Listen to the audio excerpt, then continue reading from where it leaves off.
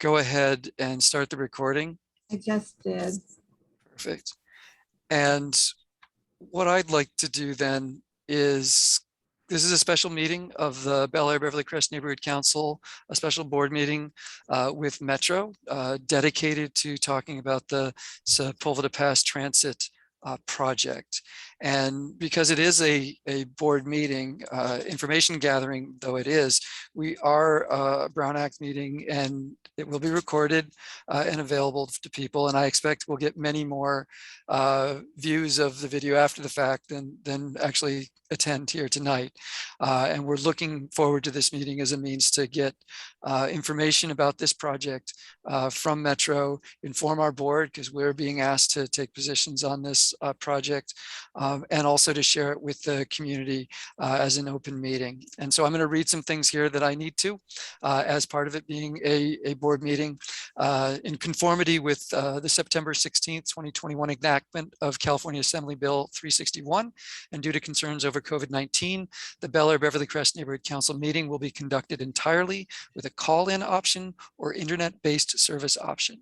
So if you're in this meeting, you've either called in or joined by internet.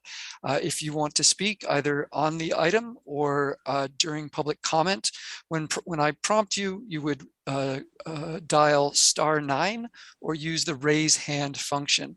That would be to address the board on any agenda item before the board takes action.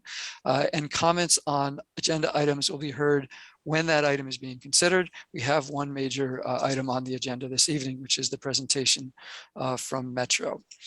Comments from the public on other matters not appearing on the agenda that are within the board's jurisdiction will be heard during the general public comment period. Please note that under the Brown Act, the board is prevented from acting on a matter that you bring to its attention during general public comment period. However, an issue raised by a member of the public may become the subject of a future board meeting.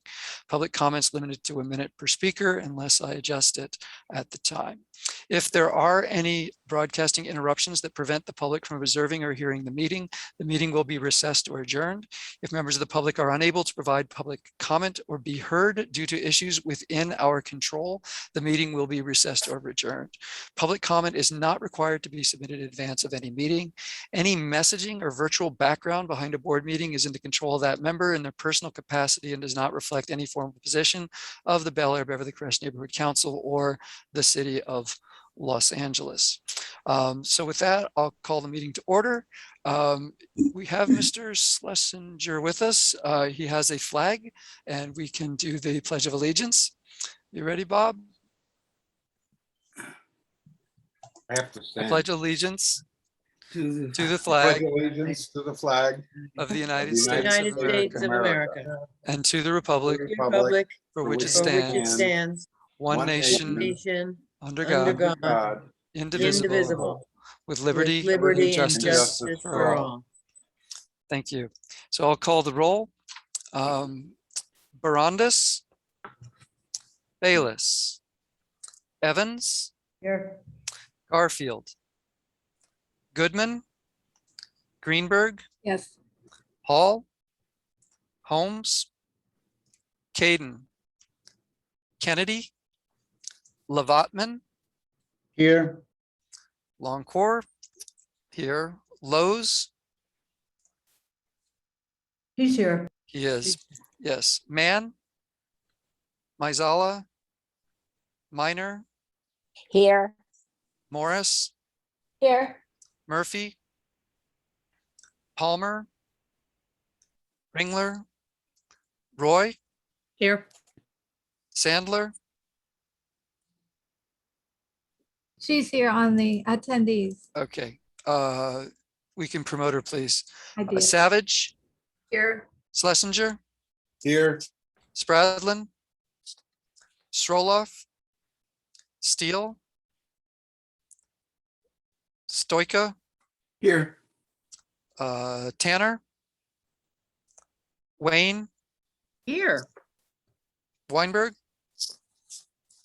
Wimbish, Prothrow. Okay, we do have a quorum. And Travis, this Yes. is Jamie Hall. I'm here. Okay, is anyone else whose name's been called that hasn't said here? Maureen Levinson is here. Mindy Mann is here. Okay, So Thank is Sean you. Bayless. Tim Bayless. Steele. Tim Steele is here too. Okay, Tim Steele, there we go. Here. Very good. We have more than our quorum, so we can go ahead and proceed. Next item is approval of the agenda. Is anyone who moves approval of the agenda for this evening? I do. Thank you from Stoika, I a second second. from I Schlesinger. second Wayne. Is there any objection to approving the agenda as circulated? Hearing none, we will proceed with the agenda. Next item is item number 5, which is general public comment. We welcome comments from the public on any topic that is not on the agenda tonight. So if it has nothing to do with Sepulveda Transit Corridor project, but it's in our jurisdiction, we'd like to hear from you at this point. I see one hand raised. I will go ahead, allow to talk. Stephen Sand. Thank you very much, Mr. Chairman. And may I ask, how much time is each speaker allowed for general public comment? 1 minute, unless you're on a roll, and I'll be a little lenient. Okay, 1 minute. Thank you so much. Good evening, board members. My name is Stephen Sand. I'm the chairman of the Westwood Community Council.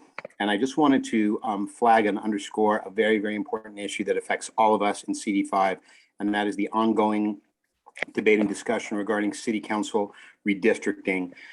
I know many of you have been participating in those hearings. You know that a map K2.5 final was recommended, which I think achieved most of the objectives that your council expressed, where Mulholland was recognized as a northern boundary line. I think it kept not all, but most of the BABCNC intact.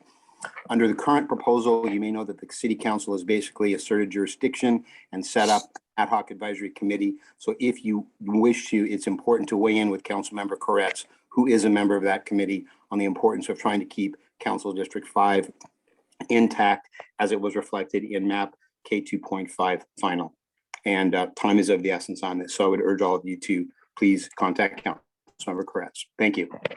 Thank you, Mr. Sand. I have a participant who's logged in as Andre Stoika. So I'm confident that somebody from Beverly, Bel Air, Bel Air Ridge. Bel Air Ridge, and I've allowed you to talk, so go ahead. Remember yes, Is that me or is that that's Andre? you. That's you. Go ahead. Okay. All That's right. you, My name's David. My name is David Wilzig. My chief concern and the reason I wanted to come tonight was to ask about whether any study had been done of the 405 expansion that happened at Sunset, with tremendous cost overruns, traffic nightmares, an extension. I think it's 2 years longer than expected. Zev Yaroslavsky spoke about the project being terribly managed and that Metro was unable to control the contractors. I don't know whether a study had been made of that program and whether that was considered before this other program, which I think is another yet expansion, a different way, but it's an expansion. That's my concern. And my question really is, has anybody studied the prior 405 expansion at Sunset that cost more than $1 billion and had many cost overruns? And that's my question. Thank you. Thank you. Appreciate your comment. Next, we have Wendy Sue Rosen. Good evening. I just wanted to bring to your board's attention two documents that were introduced today in the council. One is a resolution. Just so you know, the Attorney General has weighed in on the Santa Monica Mountains Conservancy being a trustee agency. Yeah. And so the 5 council offices that have jurisdiction over the hillside have basically signed a resolution asking that the city of Los Angeles hereby recognize the Santa Monica Mountains Conservancy as a trustee agency, and also to adopt 3 planning maps that the Conservancy has adopted, which identify natural resource and protection for habitat blocks in the Santa Monica Mountains. The other, and I'll forward these to you, Travis, but the other is a motion basically setting out the importance of the Mulholland Scenic Parkway specific plan. Many of you know that the Director of Planning took jurisdiction from the Design Review Board last year, which has been really devastating to us. And this motion basically moves for a report back within 90 days to analyze parcels of land that are appropriate for conservation as determined by trustee agencies, Department of Fish and Wildlife, and the Santa Monica Mountains Conservancy, and identify fully protected species, and recommend additional measures required to comprehensively conserve and manage the city's natural biological diversity and encourage compatible and appropriate growth. So I'll send these off to you, but this is also signed by 5 council members that represent the hillsides across the Santa Monica Mountains. And this is a really, we should thank them. These are great documents that were introduced today into council. When they come up for review, it is going to require, they will require wide community support, and we should be asking for reports on these so that we can give the wide community support that they require. Thank you. Thank you for your comment. Okay. Seeing no more hands on general public comment, we'll move on. Mr. Hall, what purpose would you like to be recognized? I just wanted to speak during the general public comment Oh, period. okay, then go ahead. So I heard Mayor Garcetti today on KPCC speaking from his hotel room because he has COVID from the international conference that's going on and discussing the city of Los Angeles's efforts to preserve its urban canopy and how important it was to keep carbon sequestered in trees. And I just was so disturbed by the gap between the rhetoric and the action and what's actually happening on the ground. And everyone here on this board knows this because we see so many of our trees being removed, and I'm just, it's just disgusting to me. And I just wanted to share it with someone else. I called KPCC and I tried to call in and they didn't take my call. So I'm speaking to the board about it tonight. Okay, that is it. Thank you. So we will move on then to the item number 6, which is presentation of the status of the Sepulveda Transit Corridor project. I want to welcome and thank Karen Swift, who is the Community Relations Senior Manager at Metro, for working with us to set up this meeting and for inviting this really impressive array of decision makers and planners at Metro. So I'm going to let, what we'd like to do is have Karen introduce the team that's come with us, and we've have about a 30-minute presentation about this project, at which time then we will take public comment, and after that we will get responses from the team to that public comment, and then we'll move on to question and answer from the board. So Karen, welcome and thank you, and thank you all of the Metro representatives who've taken the time in an evening to do outreach and to answer the questions of a community that is really quite invested in and interested in this project and what it means for us and for the region. Karen? Well, thank you so much. And I'm actually going to turn it over to our Metro Chief of Staff, Nicole England, to make some opening remarks on behalf of our Metro team tonight. So Nicole, I will pass it to you. Thanks, Karen. Good evening. I'm Nicole England. I serve as Chief of Staff to Metro CEO Stephanie Wiggins. I'm pleased to be here this evening to offer introductory remarks on behalf of the Office of the CEO. First, I'd like to thank Travis Longcore and the entire Air-Beverly Crest Neighborhood Council Board for calling this special board meeting devoted to the Sepulveda Transit Corridor project. We very much thank you and appreciate your interest in this project and taking time out of your evening to be here with us tonight. Just a little bit about myself. Prior to joining Metro earlier this year, I served LA County for 24 years in various roles at the Board of Supervisors, the Department of Public Works, and the Department of Regional Planning. And I actually had the privilege of serving your community as the Planning and Transportation Deputy for Supervisor Sheila Kuehl for over 6 years. It's great to see some familiar faces and names in the audience. I'd like to start by providing some context for why Metro is studying a transit project in this corridor. The 405 Sepulveda Pass corridor provides a vital connection in Los Angeles County between the San Fernando Valley and the West Side. The area between the 105 and the 101 freeways is one of the most congested highways in the US, with an average of 56 hours of delays yearly per commuter. That was in 2019. The corridor accounted for the most vehicle hours of delay compared to any other highway in California.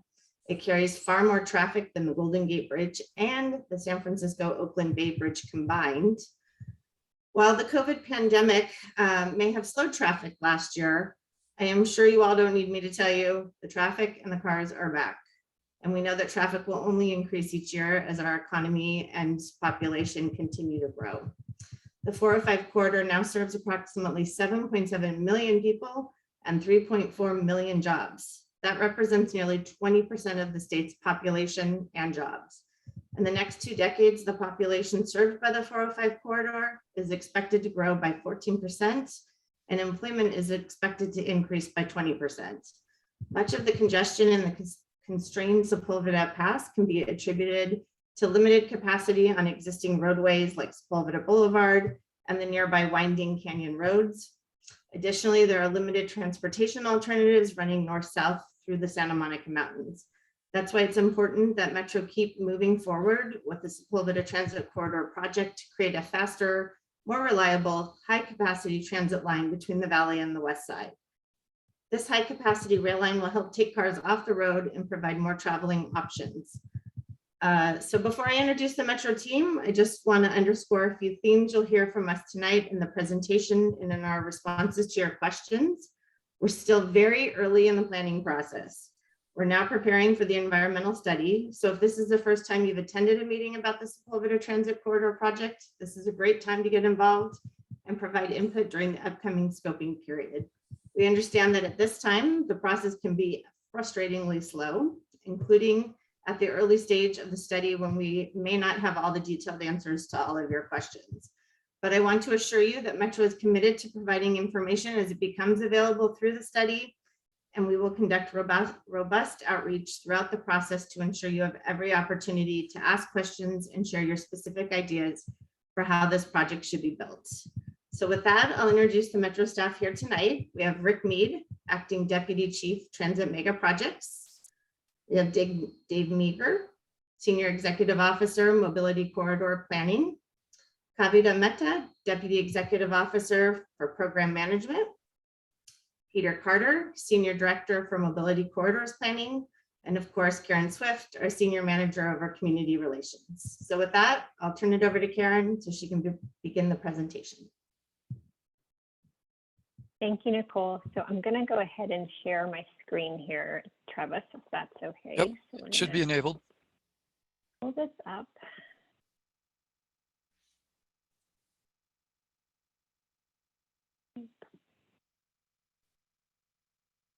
How's that? Can Good. everybody see it? Coming through, yes, thank Okay, you. great. Excellent. Okay, so just a little bit about what we're going to take everyone through here this evening. So welcome. So I think Nicole has covered our welcome, our introductions of our team. Going to walk you through a quick overview, go through the environmental process, and then Travis will go to you to run the public comment, Q&A, then throughout the evening. So that's the night will go. So again, here's a list of everyone that's joined us tonight. So I think we just heard everyone's names, but here they are written down in case you're wondering. And then with that, I'm going to get underway. So Metro has a plan to make it easier to get around LA. It includes creating better transit. So this project works to provide a competitive transit option from the valley to the west side. Our plan, our strategic plan weaves across 4 areas: better transit, less congestion, complete streets, and access to opportunity. And everything that we do at Metro is grounded in our commitment to lead with equity and our efforts for sustainability. So again, this project works to improve public transit and falls under the heading of better transit and a transit project.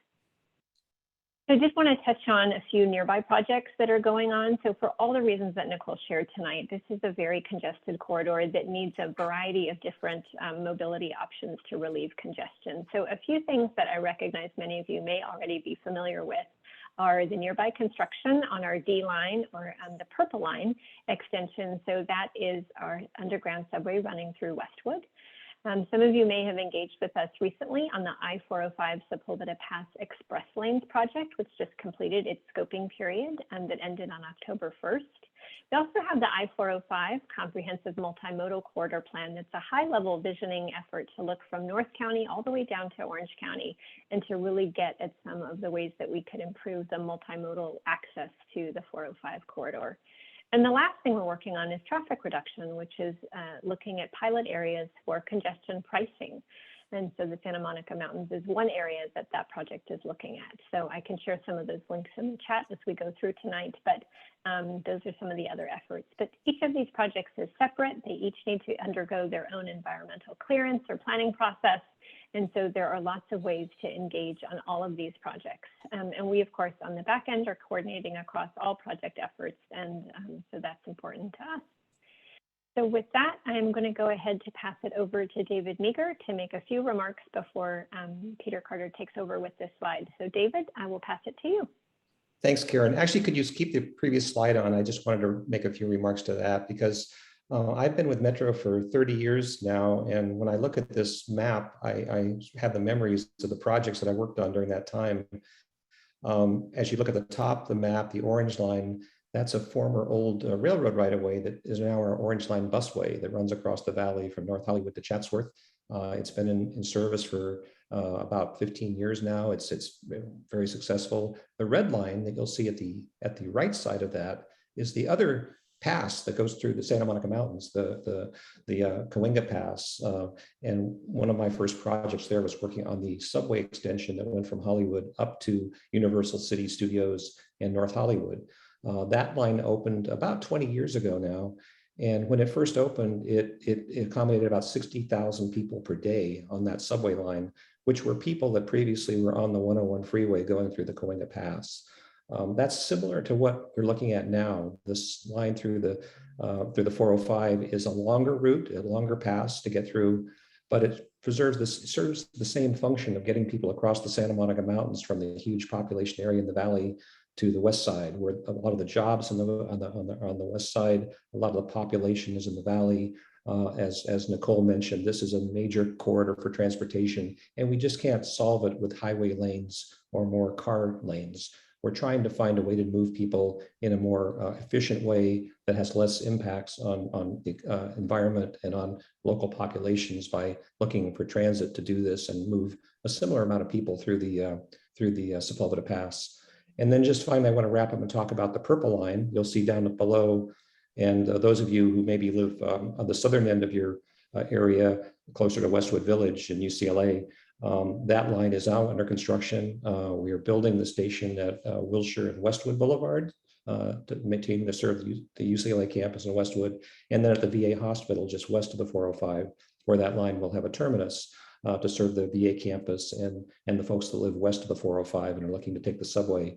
A subway ride on that when it opens in a few years will be about a 25-minute ride to get from the west side all the way to downtown Los Angeles. And any of you that commute on the 10 freeway can know that trip can be over an hour or more on a normal day with traffic, even in the COVID post-COVID era. And finally, at the very bottom, the light blue line is the Exposition light rail line, which we opened several years ago, but it now goes from Santa Monica, through the West LA, Palms, Cheviot Hills area, past University of Southern California, and into downtown Los Angeles. So we're building a network of these transit lines to try to relieve congestion, to get people out of their cars and onto transit. And this is a policy to help the environment, to help travel, and to relieve the kind of congestion and the things like people trying to cross the Santa Monica Mountains through your neighborhoods from the valley to the west side, and provide alternatives that are faster and easier for them to use than trying to drive windy roads through the mountains to get from the valley to the west side. So I just wanted to give a little bit of background on the projects, and that the fact that we do have experience doing aerial rail projects and subway projects. We just described some of the subway projects, and several of the light rail projects have aerial segments. So we do have experience doing this, and we're looking for the ways to introduce these into this corridor. So That's a little bit of history I don't want to share, but I do want to introduce Peter Carter, who's our project manager, who will be doing the day-to-day work on the planning and environmental studies here, and let him proceed with the discussion. Great, thank you, David. So this project, the Sepulveda Transit Corridor project, will be studying alternatives to provide that high quality transit service that we've been talking about to effectively serve what we've identified as a large and growing number of trips between the San Fernando Valley and the west side of LA. In order for that transit option to be competitive and attract new riders, it needs to be fast, frequent, high capacity, reliable, and it needs to provide convenient connections to both existing and planned transit in the area. The next slide has a few milestones for us. This project took a big step forward in 2016 when 71% of LA County voters passed Measure M, and it was Measure M that identified $9.5 billion for the Sepulveda Transit Corridor project. So that money coming from federal, state, and local sources identifies $5.7 billion for the part of the project that we're studying right now. We call it Valley to West Side, so that's the northern portion. And an additional $3.8 billion are identified for extending the project from the west side to LAX. There's two major inputs from our early planning work into the environmental phase. And one of those was the Sepulveda Transit Corridor feasibility study, which was a multi-year effort that identified concepts for further study. The other major input into the environmental phase is something that we call the PDA process. And I'll pass the mic to Rick Mead, who will begin our conversation about PDAs. Thank you, Peter. Good evening, everybody. My name is Rick Mead. I am the acting Deputy Chief Program Management Officer for Program Management. I've been at Metro for about 9 years, and my role at Metro is to oversee the Measure M rail transit program, which consists of a number of projects. I actually started at Metro and was the project director for the Expo line, which David talked about a little bit, and the Foothill line as well, both very successful projects. Foothill is now being extended further east, but those were great projects and are developing the ability, or have developed the ability for folks to be traveling to the west and to the east, and in a very environmentally safe and expeditious way. So the role that we take on the program management side is, once David and his team have completed the environmental process, and sometimes prior to that, we input into the project, as in this case. We are responsible for performing the engineering and the construction of the projects. And so, to talk a little bit more in a little bit more granular detail about this project, I've brought my project manager for the Sepulveda project with me tonight, and I would like to introduce Kavita Mehta to you. So, Kavita. Thank you, Rick. Good evening, everyone. I am Kavita Mehta, Deputy Executive Officer with Metro Program Management and Project Manager for the Sepulveda PDAs. So as Nicole already went over the need for this project in this highly congested corridor, what we also know is that given the topography and the built environment, the design and construction of this project is going to be quite challenging. So with this PDA approach, we are involving contractors who build projects during early planning and design phases. So we can make sure right from the beginning that we are designing something that can ultimately be constructed. We also expect that this early contractor involvement will bring about financial and technical innovation that would drive affordability for the project. The PDA approach should also allow us to think about cost effectiveness over the life of the project. So we are not just thinking about what is cost effective to design and construct, but what is cost effective to also operate and maintain in the long run. And lastly, it should allow for schedule acceleration. Next slide. These are the key milestones in the PDA process. It was back in July of 2019 when Metro Board approved the PDA approach for this project. We conducted industry outreach. We issued the RFP in October of 2019, received the proposals, went through the evaluation process, and awarded 2 PDA contracts, one to LA Skyrail Express for their proposed monorail technology, and the second one to Sepulveda Transit Corridor Partners for heavy rail technology.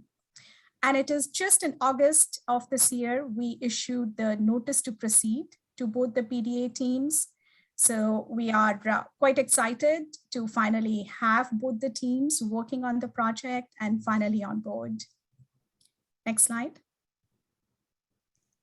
As Rick mentioned, Metro Program Management provides oversight over both the PDA teams. So my team and I, we manage both the teams, we review their work products, and we also coordinate very closely with Peter and his team to provide the necessary input to the environmental process. This is, as Rick alluded to, this is a little bit different than other Metro projects. Program management usually gets involved during advanced design and construction phases. But here, since we are pursuing a PDA approach, I'm involved and Rick is involved during early phases, again, to make sure that right from the beginning, we can make sure that what is designed can ultimately be constructed. We have a whole life cycle approach to the cost effectiveness of the project. And we take advantage of the private sector partners. So we take advantage of the innovation, financial as well as technical, that the private sector partners can bring to deliver the best project for this corridor. Next slide. So what are the PDA teams doing at this point? So since they started in August, they have been working on the concepts that they submitted as part of their proposal. They're working to refine those concepts to improve the technical feasibility. The concepts that were submitted as part of the proposal were initial concepts, and they were meant to be refined as we go through the PDA process. These refined concepts in form of alternatives will be presented to the community, to you, during the upcoming scoping process later this year. And even from there on, the PDA process will continue to be responsive to the environmental process, working closely with Peter and his team and taking the feedback from the scoping process, including it into the designs of the PDA concepts and refining those alternatives. And it is going to be the refined alternatives which are going to move forward in the environmental process for full analysis. And with that, I will hand it back to Peter. Thanks, Kavita. So a little more context here for the overall project schedule. So we referenced the early planning work of the feasibility study and the different contracts needed, environmental outreach and PDA for the environmental phase. As we enter the environmental phase, the different project alternatives will be developed and environmentally cleared through a state and federal environmental process. Eventually, the Metro Board will identify a single locally preferred alternative that will move forward, be further engineered, and potentially move forward as a public-private partnership. The next slide reminds us that while we're all thinking about what opening day is going to look like, or perhaps the necessary construction that would precede that, we're still pretty early in our process, just getting ready to begin environmental review. And on the next slide, we want to make the point that public participation is an integral part of that environmental review. Our scoping period is going to begin on November 30th and will extend all the way through February 11th. And I'm really looking forward to being able to share more details about the alternatives themselves, maps, schedules, the objectives by which we're going to be evaluating the alternatives, a lot more information than we've shared to date. And during that scoping period, we'll be asking you about the alternatives that are being considered and your thoughts about them, as well as how those alternatives are being studied in the environmental document that's being proposed. So with that, I believe I'm handing it back to Karen. Thank you, Peter. So as we prepare for that scoping period to start later this month, we'll be able to share some more details, like Peter was talking about. So we'll be doing outreach, and we'll need your help to help us spread the word that this is coming. So we'll be holding some virtual scoping meetings, and we did this for the express lanes earlier this summer, and we hold lots of virtual meetings as you all do, so we get great attendance. So we'll have details and Zoom links coming for those. We're doing lots of outreach to our transit riders. So our transit ridership is coming back at Metro, and we continue to plan for the future. So we'll have posters inside of our Metro buses. We'll go out at stations and talk to transit riders and work with other municipal operators to ask them to help promote it as well. Have a website with an interactive story map with all those maps and great details Peter was talking about. Everything will be available in English and Spanish. And then depending on COVID and how things go, we'll try to be out there in the community. So if you all are hosting events or know of people hosting events or work with our local elected officials as they're doing events, we'll certainly try to safely mask up and table and be out there in public again. So with that, Travis, that is our presentation. So I can stop sharing here if you like, and you'll go to public comment if that's okay. Great, thank you. Appreciate the presentation. So we have a number of members of the public here tonight, and I would like to encourage anyone who has questions. We're just going to take all the public comment in a row, the questions, and I encourage everybody to write them down as we go through, and then we'll ask for a response at the end. So if you're here as a member of the public and would like to, comment as an attendee, go ahead and raise your hand right now. Or hit, I always forget, *9 if you're on the phone, but I don't think we have anybody. So are there any members who are here attending tonight who would like to ask questions? Any guests? Okay. Philip Underwood. There we go. Mr. Underwood, go ahead. And try to keep it to about a minute.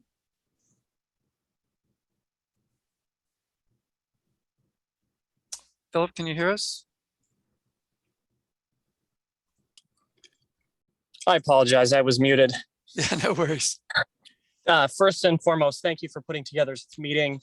Thank you for Metro for attending and collaborating with us as we attempt to spread the word about this project. It's of vital importance.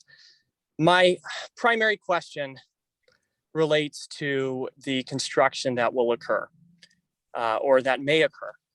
Pending selection of the project or project alternative. For years leading up to this project, following the issuance of notices from SCAG, and as Metro pursued this project, we have heard about the idea of digging under Bel Air. And I think there's a lot of neighbors and neighborhoods and hillside conditions that might be affected by that preconceived notion. And I just want to ask the representatives here from Metro today, what can you tell residents that have this bias that the project may affect the environmental integrity of the hillside communities or their property values? How can you relay its vital importance aside from what you've said today? You know what, since we only have a few public comments, Karen, you want to just take these in order and go ahead and respond to this one? Sure. So I guess I'm going to maybe throw that to Peter to start, and then maybe Kavita to chime in. Sure. Thank you for the question. I think the document to look forward to is the draft environmental impact report it's a disclosure document, and it's our best attempt to provide in a high degree of detail a look at the environmental impacts that we believe will be associated with the different alternatives that are being considered. This is going to be the place where we look at what those potential impacts associated with tunneling may be. And it's going to be a great resource for people who are interested in this topic. We have many experts in this area who will be providing input to the analysis of these alternatives. And it'll be made public for everyone who reads the document to pour through and understand and ask questions about. And it's probably going to be the most detailed look at the geology and certainly tunneling within the Santa Barbara Mountains that's been produced perhaps ever. So that draft environmental impact report is going to be a great resource for understanding the impacts of the alternatives that would go through the mountains. I can pass it to Kavita to say a little more if she'd like. Sure. The only thing I would add is that there are several alternatives which are going to be studied during the environmental process. So we've not even had scoping yet. So we are very early in the process, and the exact construction impacts would depend upon which alternative continues to move forward. That said, the environmental document would have a section on construction impacts associated with each of the alternative, and we will be providing that input to Peter and his team for to include those impacts. So as Peter said, those impacts will be disclosed in the environmental document. I'm going to come back to that a little bit later, but let's take the second public comment. Steve Sand. Hold on just a second. There you go. Thank you very much, Mr. Chairman. Again, board members, thank you really, Travis, to your whole team for putting this meeting together, a very important conversation. I want to focus on, I think what triggered this meeting, if I'm not mistaken, it was something that came out of the RAC, the West Side Regional Alliance of Councils, which all 14 councils on the West Side are a part of, and a resolution that has now been adopted by 13 of the 14 councils, simply making the statement that these councils, the West Side, we believe it's extremely important to have an on-campus UCLA station, which I believe is projected to be, without question, the highest usage, highest volume station, I think, in the entire county for a single station, one that does not connect to a second line. And I would make just the point that this, I know, went through your transportation committee, your traffic committee. It's hard to imagine any other project in the next 50 to 100 years that I believe has the potential to actually reduce traffic, not just on the 405 and in Sepulveda,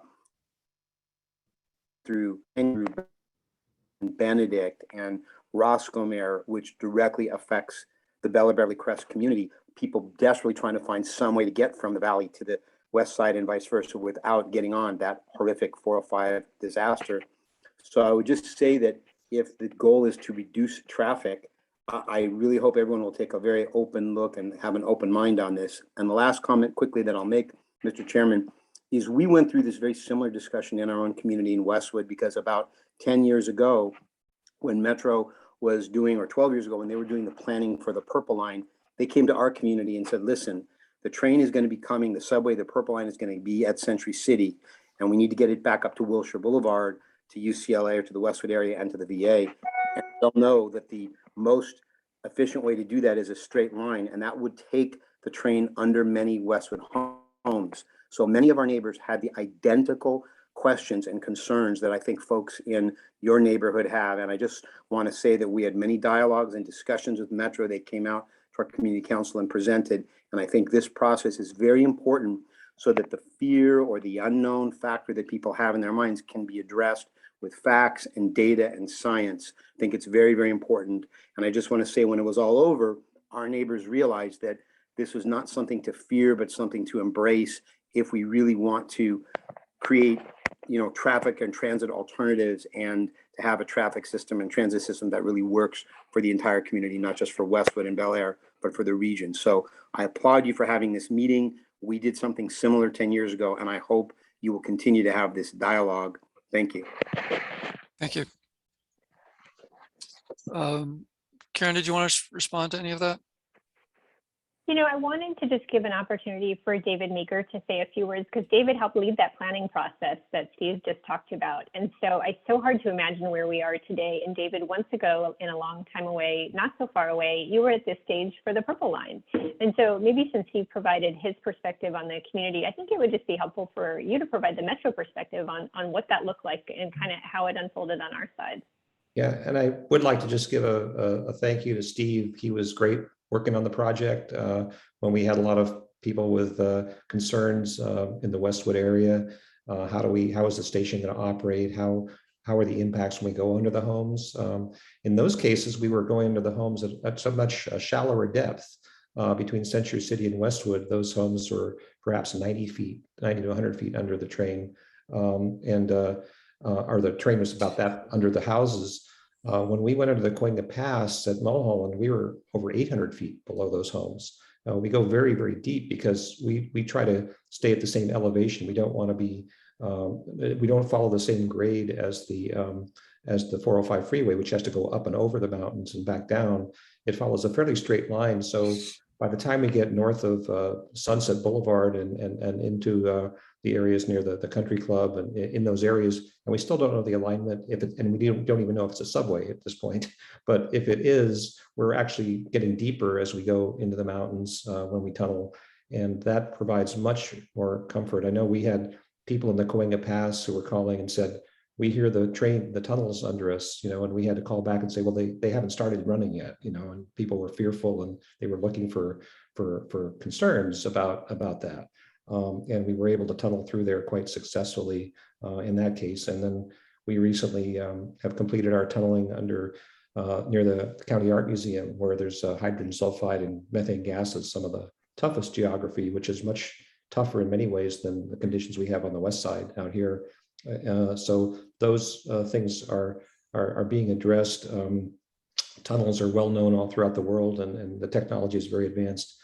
But I also would want to give a shout out to the possibility of going along the freeway route. We've asked the private sector to give us their opinions of what they think.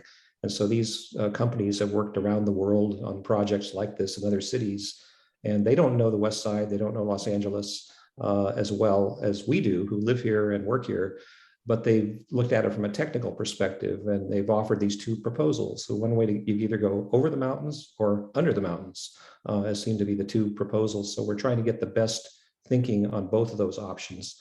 There may be something to be said, of course, for staying in the freeway corridor, because we actually have the traffic there. We could run in the middle of the freeway and see how that would work. And of course, to Steve's comment, UCLA Westwood is, I think, over 90,000 people. The last count I checked 10 years ago, and Steve, it may be much greater now, of the number of people coming in and out of that area every day. And so to the degree that we can get those people out of their cars and into a transit line that would conveniently serve the UCLA campus, that would be a major objective to reducing congestion and improving mobility to that really important center.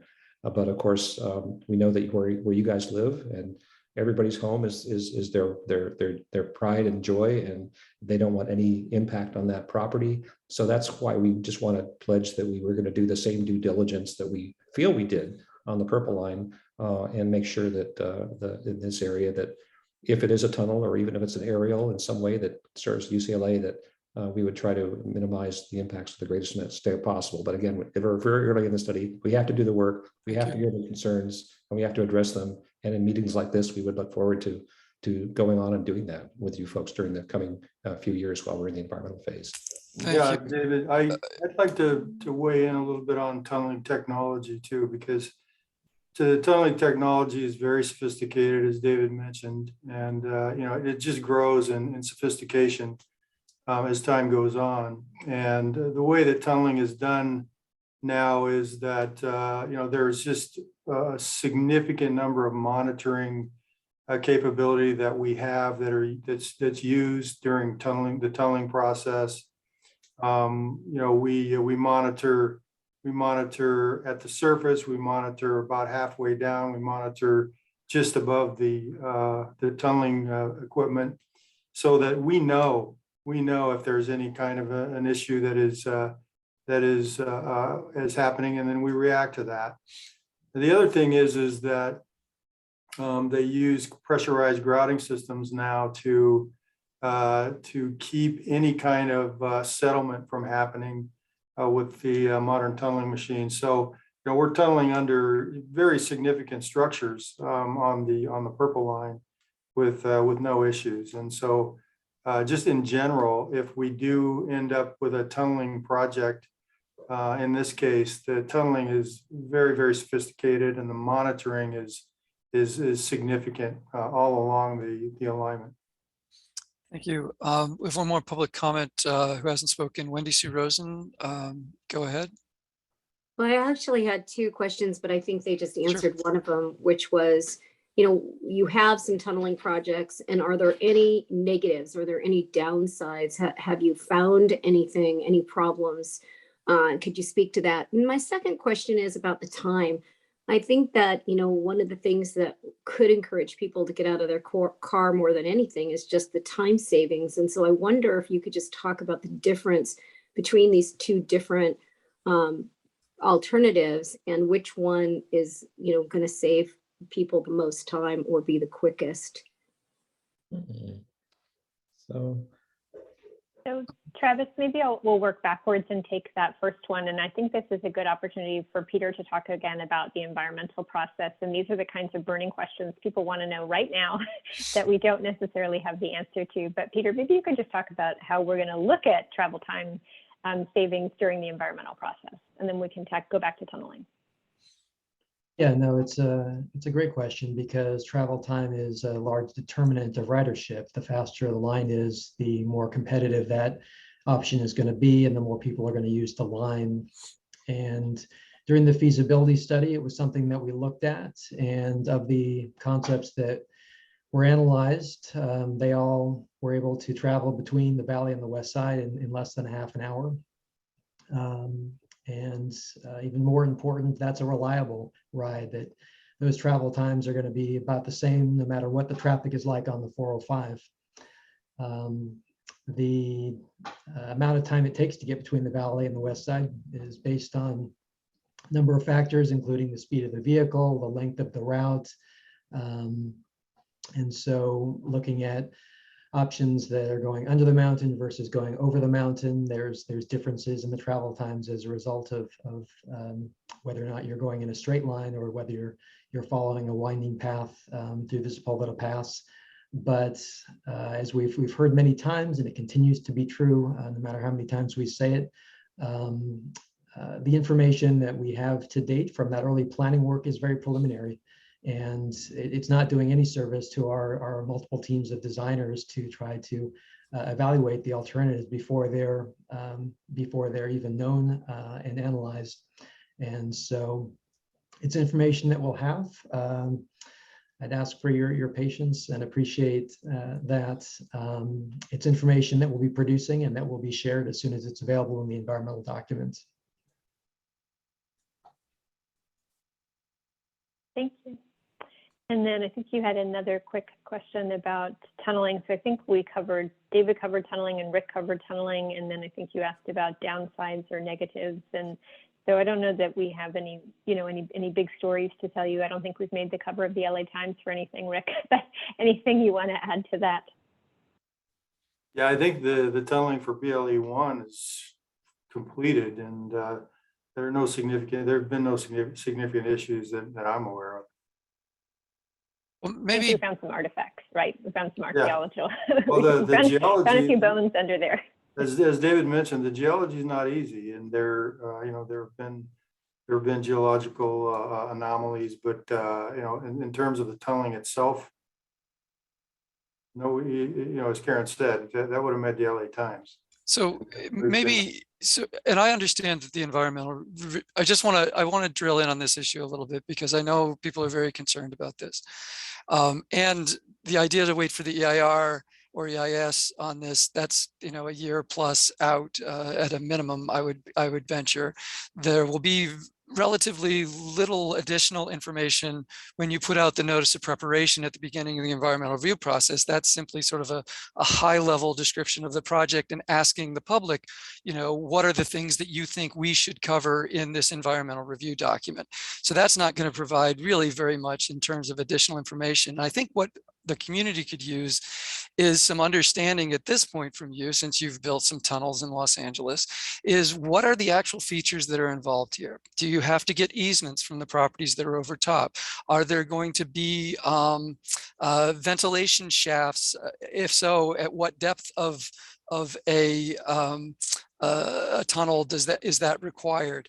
Where is the construction access? How does one deal with the dirt? Because the more we know about how that actually works, the more people can actually have realistic and useful comments on the notice of preparation that you'll be issuing soon, rather than sort of a generalized, we care about the impacts. So, you know, what can people expect if a tunnel, so for example, if a tunnel is going to go under Beverly Glen, if you take the Van Nuys route and that is carried forward, what are the kinds of things? I know you can't get into the detail that the actual EIR would, but you know generally what this is what's entailed. So I think it would be useful to really, you know, sort of dot the I's here a little bit and let us know what are the elements of possible interaction with properties above ground when you're tunneling below ground. Well, thank you for that question. And I want to just say, I think we hear you loud and clear. You know, I mean, these are concerns. We heard Steve talk about earlier that the Westwood community had these concerns. You all have these concerns. We're just getting going. I want to just ask Kavita, you know, again, we just brought these teams on board. So they've been with us for all of 2.5 months. So I mean, Kavita, you're just getting underway. And I know you talked earlier about how the proposals were just proposals, but maybe if you don't mind, just going one more time, kind of through what you got, what they're doing now, and then pass it over to our planning colleagues to talk again about kind of that environmental process. Sure. Yeah, and I know it is, we keep on saying that we are very early in the process and it's frustrating, but it is a fact for us that we are very early in the process. So the tunneling concepts for the alternatives or the concepts at this point, they are not finalized. As we go through the design process, the tunneling concepts are also going to be developed. And that would tell what kind of impacts there potentially could be from each of these alternatives. So I can talk in general a little bit about underground segments, and then pass it on to Peter or Rick if you want to add anything. So underground sections of an alternative would require, you asked about ventilation, they would require ventilation. So ventilation can be achieved from the ends of the tunnels, so where the tunnels would end, or it can be achieved from some midpoint or a combination of that. But where exactly the ventilation shaft would be, or whether we need the ventilation shaft or not, again, it depends upon the alternative, it depends upon the length of the tunnel, and all those details have to be worked out as we progress the design. Then again, similarly for construction-related impacts, there will be construction-related impacts at the shafts, where construction is happening, where the tunnel boring machine, if a tunnel boring machine is getting used to put it down in the ground and to start the tunneling process. So there would be impacts at that particular location. But again, it's very early for us to say that where exactly that location would be and what exactly would be the impacts. We do not even know right now whether it is a TBM or whether underground sections are needed and what kind of TBM. So there are lots of unknowns to provide any kind of certainty about the exact impacts. With that, I want to pass it on to Peter or Rick if you want to add anything. Sure, yeah, I would just say that we're not being disingenuous by saying, that we don't know. There's multiple design options being considered, and yes, if we look at similar projects in the past, we have been looking at things like property acquisition and easements and vent shafts. But based on the very preliminary, looks at designs that Calvin and I are seeing, these are also things, because they cause impacts to the surface environment and to our communities, that we're trying to avoid at all costs. And so we're looking at options that may be minimizing or avoiding these things altogether. And so it's a process that we need to follow and see through to the end. And it really is too early to say that we're expecting these things or to try to identify where they'd be happening, because part of our process is to propose a project that has as little of an impact on the surrounding community as possible. Yeah, that's exactly right. So the as these alignments are designed, a lot of thought is going to go into the necessity for the ventilation system.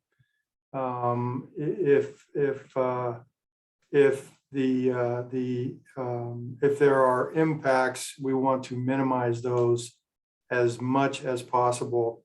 And so Peter is exactly right. We will avoid that wherever we can. And then when we can't, a lot of thought is going to be put into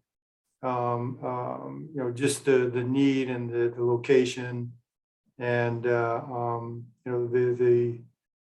environmental impacts to that. So that's Thank you. where we are.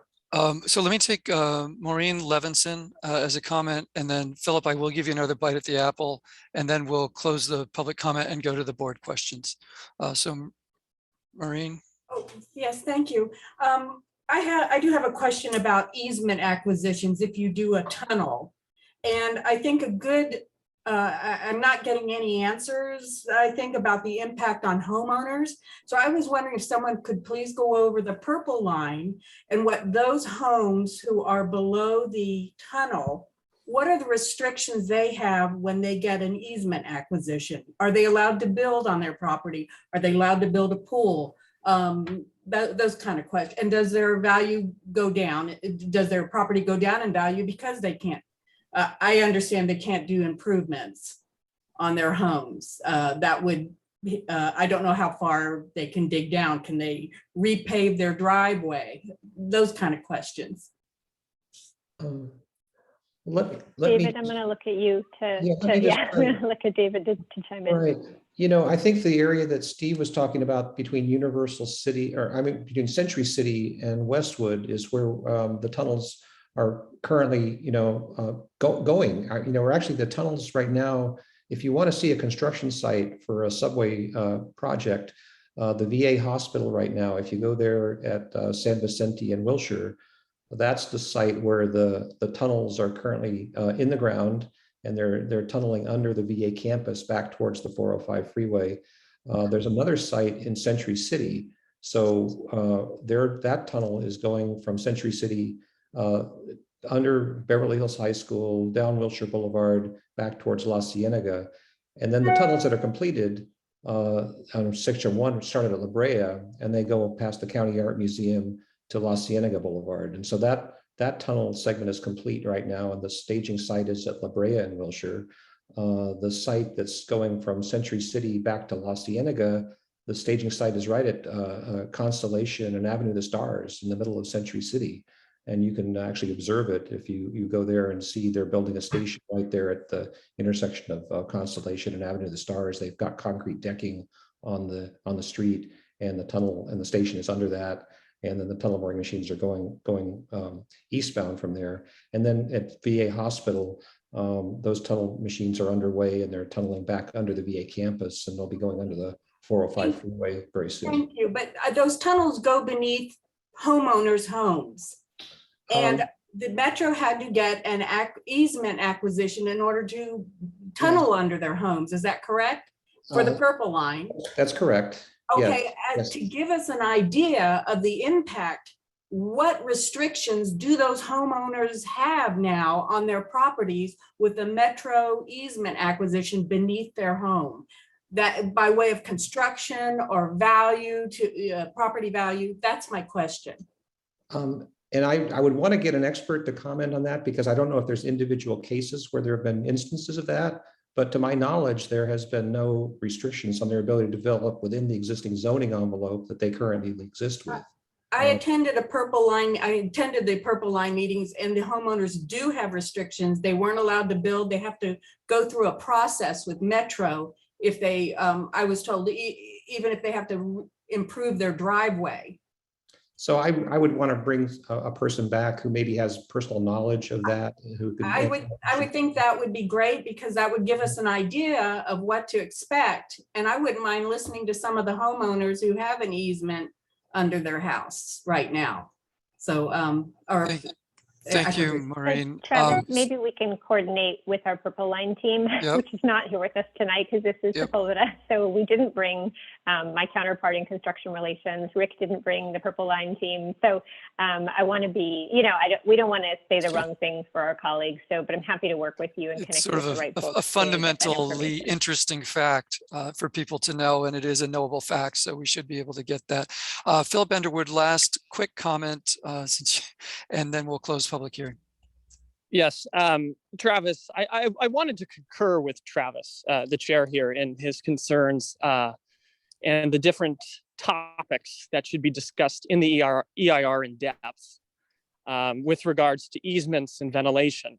Please, I encourage you, those who are on the team and those who are assisting you at Metro, to make sure that this report, the EIR, when it does come out, that it is the most transparent and is the most clear for all of our residents and community members and stakeholders that utilize MTA systems. I think a lot of people are concerned about boring. I think they are concerned about the possibility of a severe geological catastrophic event, given the complexity of the environment in the Santa Monica Mountains.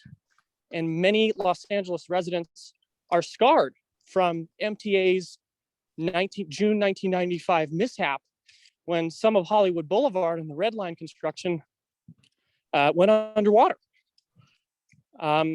With that, I just want to have a concrete question for any member of the Metro team. Can you talk about a bill that was recently signed by our governor, sponsored by our local state senator, Ben Allen, Senate Bill 44, California Environmental Quality Act, streamlined judicial review, and how that's going to affect the EIR process for this project? Thank you. Thank you for those questions and concerns. And if you want to talk about SB 44 a little bit, Peter, or I can just talk at a very high level if you like. David, if you want to chime in. I'll let you take it, Karen. Thanks. So the bill was just signed, as you noted, and it's not even taken effect yet. So you're going to have to, once again, bear with us here on the Metro team as we take a look at that bill and all the provisions and what that means for all of our projects. So I don't have an answer for you today on something that recently got signed that's going to take effect in the new year. But our goal, and maybe David, you want to speak to this, we want to bring these projects, over and over again on the Sepulveda Transit Corridor project. We need this now. We had that last week at our community update webinar. Why is this taking so long? Why is this taking so long? So there are these bills that come along that try to help us move some of our projects along a little bit more efficiently. And so, but whether this project is going to be applied to that, I don't think we know yet. David, I don't know if you want to add anything to that. Well, just the conditions of our environmental document right now. We're planning to do a full environmental impact report in compliance with CEQA, California Environmental Quality Act. And then we're looking to follow that up with a NEPA document, an EIS, which is the full scale environmental impact statement. So because of the complexity of this project, we're not really looking for ways to shortcut the environmental process or make it move faster. I think we're fully committed to doing the full environmental review on both the state and federal level. Okay, thank you. So we'll take now questions and comments from the board. We're going to start with Wendy Morris, then Mindy Mann. So Wendy, go ahead.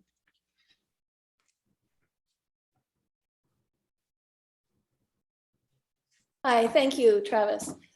My questions were along the line of the technical ones that were asked about ventilation and also emergency exit requirements. How would that be handled in a tunnel that was multiple miles long? And I understand now from what you've said that any answers to these would be too vague to be useful at this point. And so my question now is, we have a lot of people in our group that are very keenly interested and capable of understanding the detailed work that goes into engineering evaluations and the subtleties of personal responses to what people prefer. And so I'm interested in how you're going to allow the public to have true feedback on the project from an educated perspective in an amount of time that works for your needs as well as our abilities to digest things in time to ask good questions. Okay, I can start with that, Peter, if you like, and then maybe you can follow in, or you can start and I'll follow you. So the purpose of the CEQA process, the California Environmental Quality Act process, to say it as concisely as possible, is disclosure, is to share with the public as much as we know in the greatest amount of detail that we have. And so the goal of our environmental process is to facilitate that disclosure, to do the work, to design the alternatives for purposes of environmental review, to analyze them across a variety of potential impact areas, and then to make that information public. And so it's really in our best interest for a variety of reasons to make sure that that draft environmental impact report is accessible and is accessible for enough time for people to read it, to digest it, to understand it, to ask questions about it, and then to provide their feedback. It's really going to be a great resource for people who have interest in these areas because it'll allow the comments they provide to be fully informed based on that analysis that's been done. So our process is not complete until we have had the opportunity through review period, through public hearings, for the public to provide those comments informed by that draft environmental document. And all of that would take place in advance of any decisions made by the Metro Board. Thank you. I'm sure we all look forward to hearing more. Okay. Mindy and then Mr. Bayless. Thank you. So my question actually is similar to Wendy's, but actually builds on her question in a slightly different way. Thank you for coming to speak to us today. And the fact that you're here tells me that you want to get the word out and that you're interested in getting feedback. And it sounds like you're going to have other hearings, but my concern is how the word is going to get out to the community. I heard you say earlier that you were hoping that we would help you get the word out to the community, which we will do. But I can tell you that I've had several conversations with people in our immediate and greater community, and there have been a lot of people who have absolutely no idea that this is going on. So that is my concern about how you intend to get the word out in a kind of better way. And it's not meant as a criticism. It's just that people are busy. Not everybody reads the newspaper. Not everybody gets our emails. So how can we do a better job of alerting the greater community about what is going on with this transit so that they can participate? So this is our ongoing challenge in community relations, right? Is to make sure that we are informing the public in a bunch of different ways. So we would say that ideally there are multiple touch points, right? Because one way may not work. So an email may go to your spam. So that's why we try multiple things. So we've had really great participation on this project from the very beginning of the feasibility study. So back in the day, we had packed rooms of 100, 120. Our last community meeting in Van Nuys had 250 people with a main room and an overflow room, tents, so we have had really good participation. And part of that is because we've had support from neighborhood councils in getting the word out. So we do other things. So in addition to our project email, we were really successful at Metro at using social media ads. So we can use like different ways if you're moving through the corridor. So we'll have a new video that we'll be sharing with our start of our scoping period. So Peter and I just filmed that today with Kavita. And so you can look forward to seeing our faces yet again on a video. And that will be a good way to reach people. We'll work with our media. So we've had great media attention for this project throughout some of the milestones that Kavita covered in 2021. So lots of good press. In the past, we've had local TV stations cover us, so we will hope that people are watching TV. We use Nextdoor, so that's been a good way to communicate with people, and that allows us to really get at a granular level with everyone who's signed up for Nextdoor.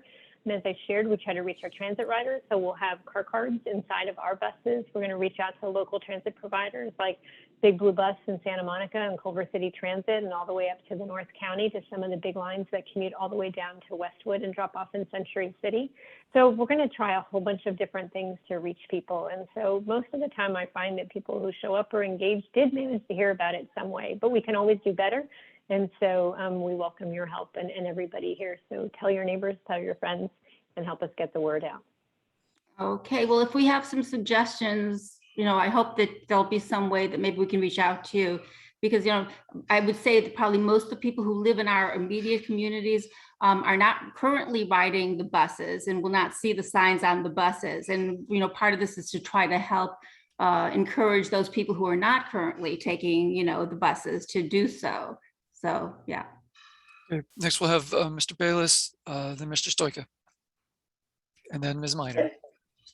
Yeah, so I guess I've become, increasingly frustrated just during this meeting. The exact same questions that were brought up 2 years ago are the exact same questions that are being brought up tonight. And I honestly can't think of a single question that's been answered here tonight, other than just letting us know that eventually the EIR will come out. You'll make the rounds again at some point, and you don't know details.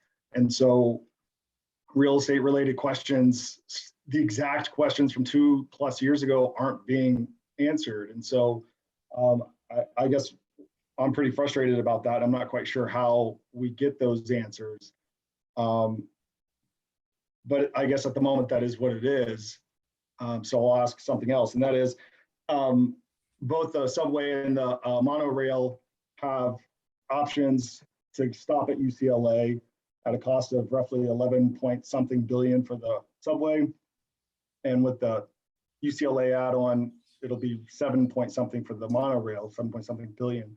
Earlier, you said you've got 5.2 or 3 billion for this phase of the project. How do you guys cover that $2 billion or $5 billion shortfall for this phase? Because for us, everybody wants this. No one's that I'm aware of is fighting the idea of having mass transportation going through the pass. But the concern is we blow all the money for this phase, and then we don't get the phase that goes from West LA to LAX. And so it just really just stops at West LA. Or the worst happens, and that is, well, we plan on the subway, but we're $5 billion short. And so, it's 2035 and we still haven't built the darn thing. And then it's 2040, and then it's 2065 by the time we get to LAX, which is as good as nothing happening, because I'll be dead by then. So how do you guys cover that multi-billion dollar budgetary shortfall for either one of the options that are currently proposed? And how does that affect the third phase of that, taking it down to LAX? So maybe I'll start just real quick, Peter, and then pass to you.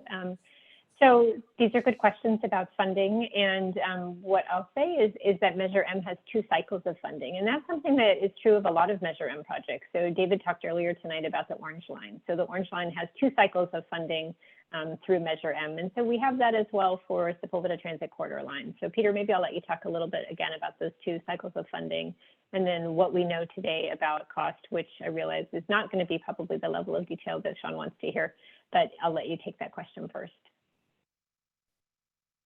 So I think it's important, even if it's relatively unsatisfying, to make the point that we took a look at some early cost numbers in a variety of ways. We looked at that during the feasibility study. We saw some numbers come through the PDA procurement.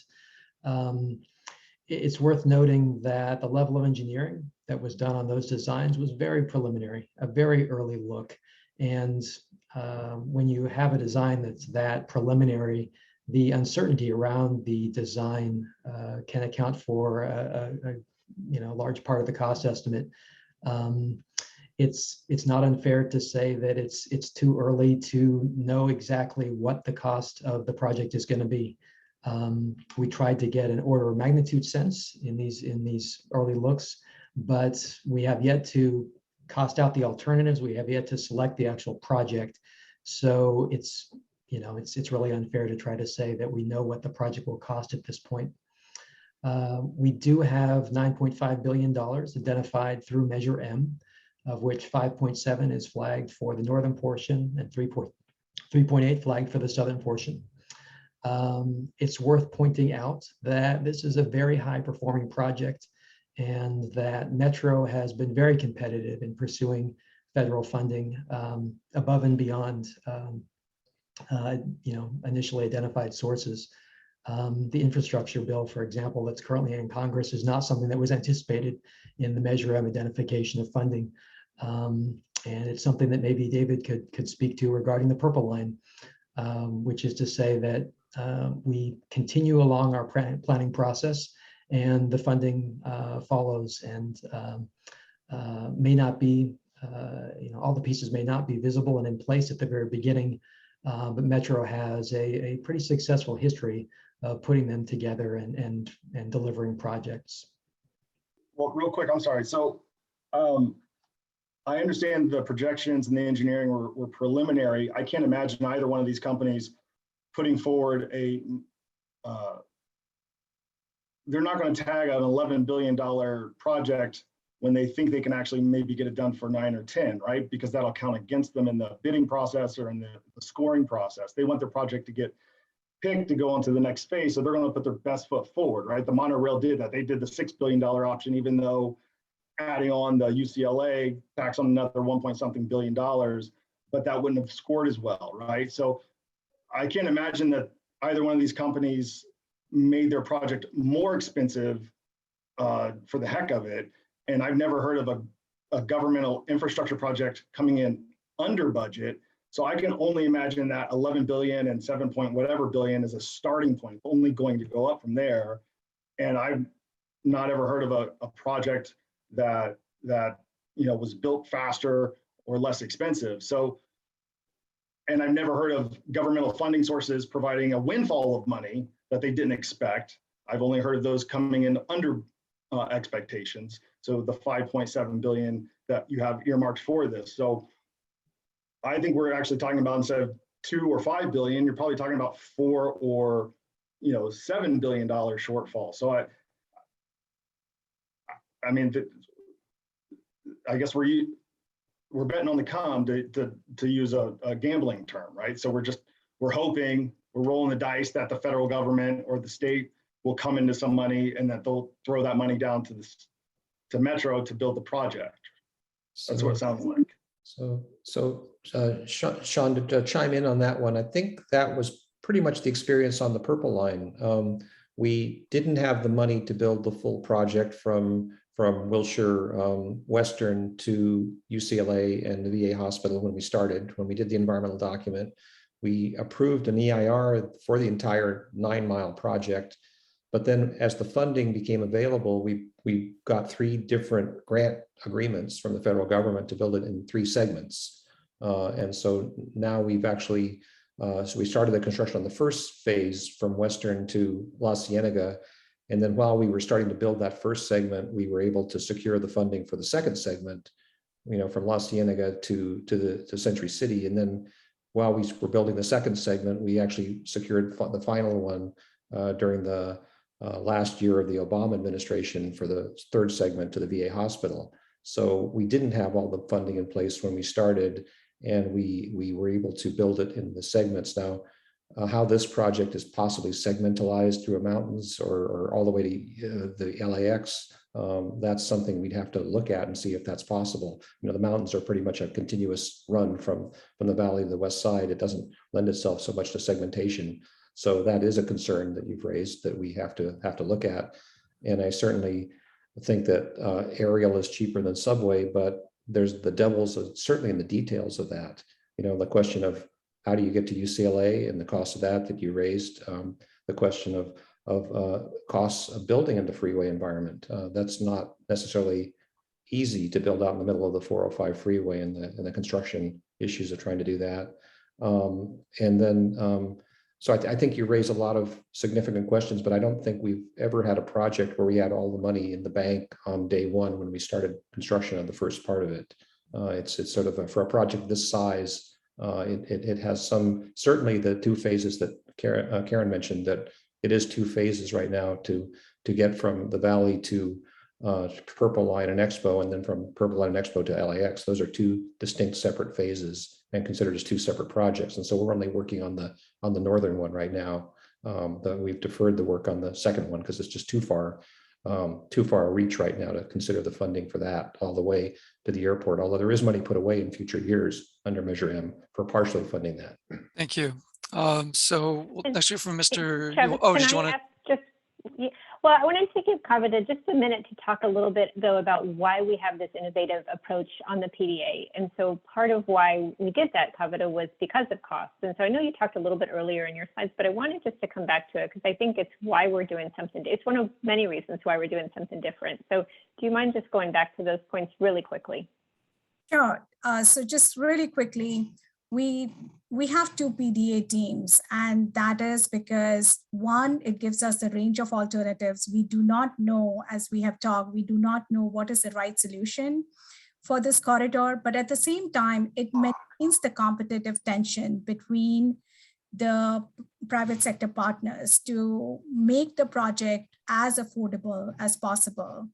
So that is one of the advantage that we see from involving the private sector. The second thing is that we anticipate this project to be a P3 project.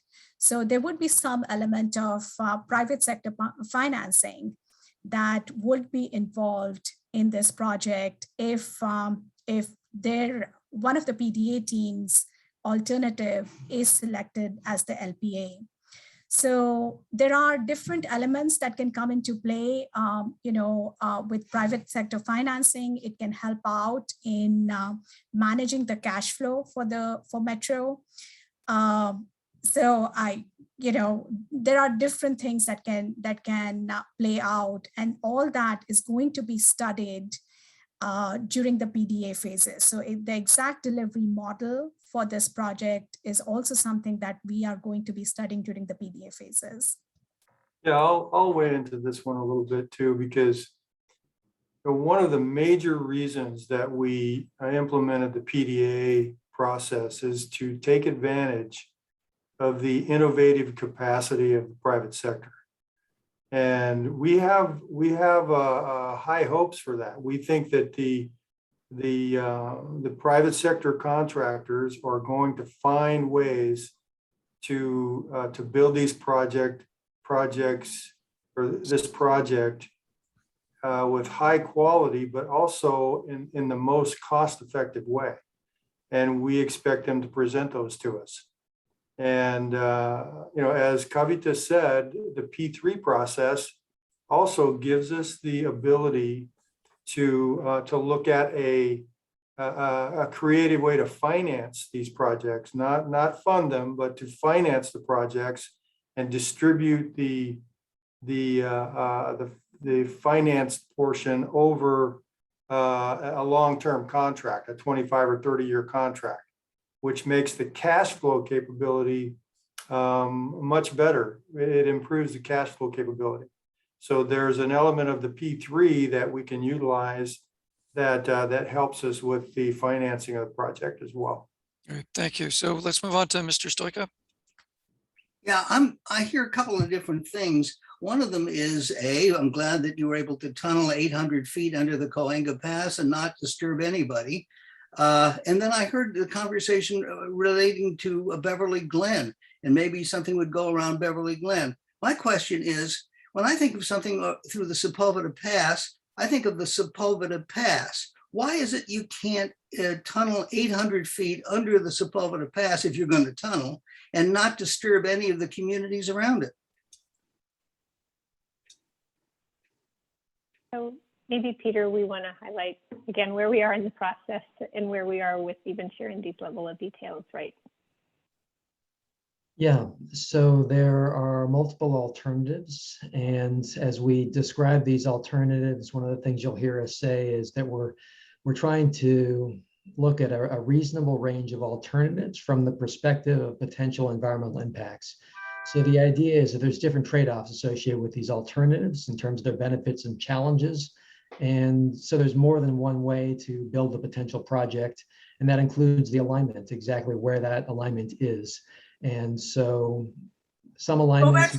I'm sorry, that sounds like government speak to me. And we've got a straight line from the valley to the west side. We've got a traffic going through the Sepulveda Pass already. The land is acquired. They're going to have to be vents that would disturb any property on the side of it. Why can't you just run a line under the Sepulveda Pass? Why do you have to have land acquisition through existing neighborhoods? Why do you have to disturb any of us at all? I mean, we've got a Sepulveda Pass line, and what it sounds to me like is complicating things for some unknown reason. And I think I and people in the community are very suspicious of that kind of concept. Yeah, I mean, I would say that as much as possible, we attempt to locate our alignments within existing transportation corridors for exactly the reasons that you've described to minimize community impacts. And we are looking at multiple alternatives that try to work within that 405 corridor, within the existing 405 right-of-way. There are, again, other elements besides staying within the 405 that we want to be considering. We want to think about how the project actually connects to things on the valley and the west side. We want to think about we talked earlier about the travel time associated with the line. And so, for example, following the twists and turns of the 405 freeway may not be the most expeditious way of making that trip. So there are different trade-offs to consider. And I don't want to minimize our concern about community impacts. It's certainly something really at the forefront of our minds as we're designing these alignments. And we'll be talking about those trade-offs as we present the alternatives moving forward. Let me ask one other question, Travis. And that is, you talk about the purple line and you showed us the map of all the improvements. And it really is kind of impressive how we've built a transportation system from scratch in Los Angeles. The question is, what's the capacity on that line, and what capacity is being used, let's say pre-pandemic? How much of that was being used?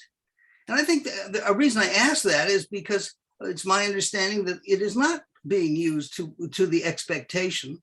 And that, and so that when you build a line and you spend the kind of money that you're talking about spending, and you don't get the kind of ridership that you don't anticipate, it sounds like a little taxpayer money might not be being used to its best. What's your capacity? What's your ridership? What's your ridership compared to 100%? Are you 50%, 40%, 30%? What's the ridership now on the existing lines? So thank you. So I hear the concern.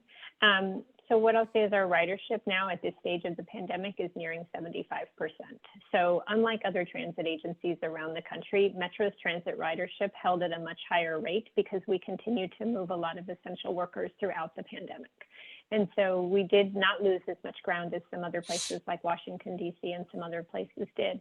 We've continued to see very high ridership. So in everything we do, we plan for the future. That's what Measure M was. So Measure M was adopted by the voters of LA County to say, we want this transportation network. And all of the projects that David showed you were part of that network that we're building out, right? So we continue to plan for the future as we come out of COVID and go all the way back to the beginning of the meeting and the numbers that Nicole England shared about the congestion in the corridor today and some of the population and employment numbers that are expected to continue to grow and what that's going to look like. So we know that congestion is back now, and we know that it's only going to get worse. So I don't know if you want to add anything to that, David, but that's kind of my answer. I think just on Nicole's comments at the very beginning, we see COVID is ending, traffic is increasing. We're back to about 83% of our pre-COVID ridership, but that's not the capacity either. We have higher capacity beyond that for future growth. And all the indications are that the traffic in the Sepulveda Pass or on our city streets on the west side is going to continue to worsen unless we find alternatives to the car. And that the speed that we're going to offer through the pass, we can't tell you exactly the speed, but I can say that the travel time for the Purple Line for 9 miles from BA to downtown is about 25 minutes. That's over 9 miles going through the pass. If it's 10 miles, you might see similar performance from the alignment, and compare that to somebody who travels from Encino to Century City every day in a car.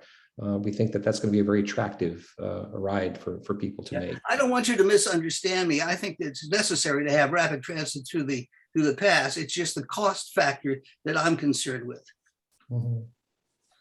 So, and we're going to move on to Mr. Schlesinger in just a moment, but I really wanted to, if I could take a sort of point of privilege here and really narrow in on something that I think is very important to the conversation and the answer that I just heard to Andre's question. And I think these are kind of yes or no questions, if we can kind of get some clarity on them.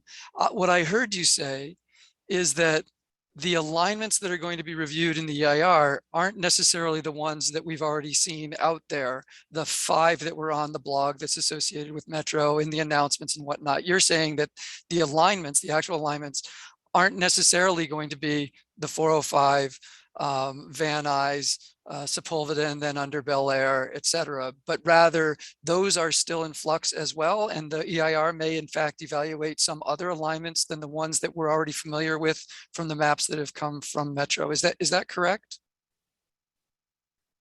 No, I don't think that's what we were saying. I'm sorry if that was somehow the impression that we gave.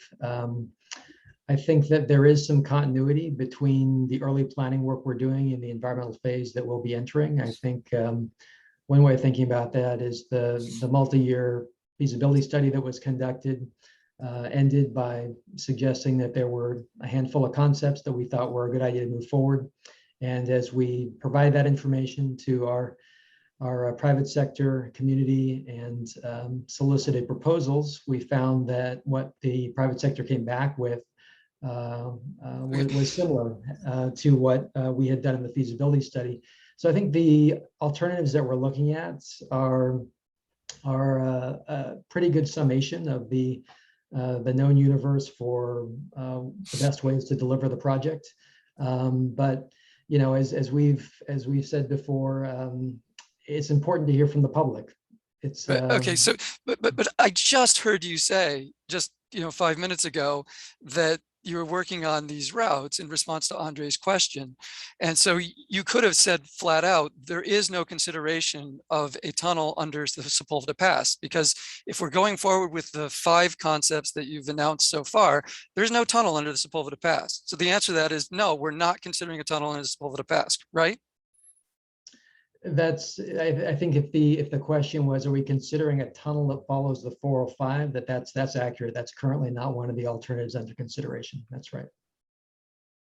Okay, so we as the public can understand that the options that are on the table are the 5 options: a monorail down the 405 that stops at the 405 and Wilshire, basically, a monorail down the 405 that then curves over the 405, goes under Bel Air, stops at UCLA.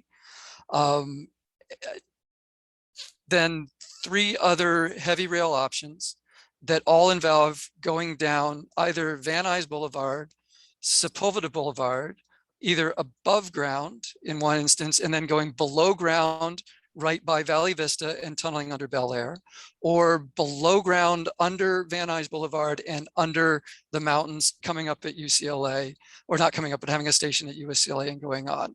And that the differences between those are that one of them is all underground and then one of them is above ground and below ground. But 3 heavy rail options that all tunnel under our community.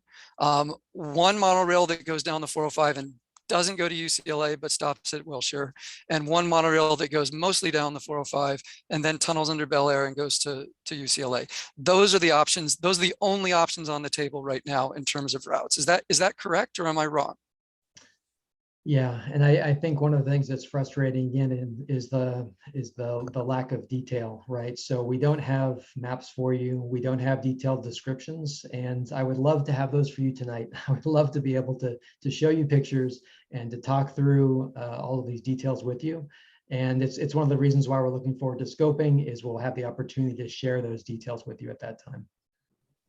Okay, so you're not going to share the details of the alternatives you're evaluating until scoping, which is the beginning of the environmental review process, right?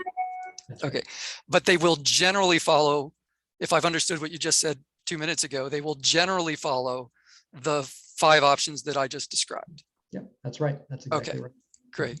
I wanted to be really clear about that, because I think it really matters to what people have to, how they look at this, and knowing what's on the table and what's already off the table. And at what point, though, so here's the sort of critical question I think that some of the feedback that you're getting is coming from is, yes, you had a feasibility study, but where was the point in the process where the community impact helped, community input helped define what those 5 options were? So I don't know, Peter, maybe we want to give that to Kavita to talk a little bit about that link from where the feasibility study ended in 2019, and Kavita, where you picked up with putting out all the information to the private sector. So when we started the procurement process for the PDAs, we did not want to start from scratch or disregard what has been already conducted in terms of community outreach. So the feasibility study and all the community outreach that was conducted as part of that was provided as one of the reference documents to the prospective PDA developers, and they took that into consideration for proposing the concepts that they came up with.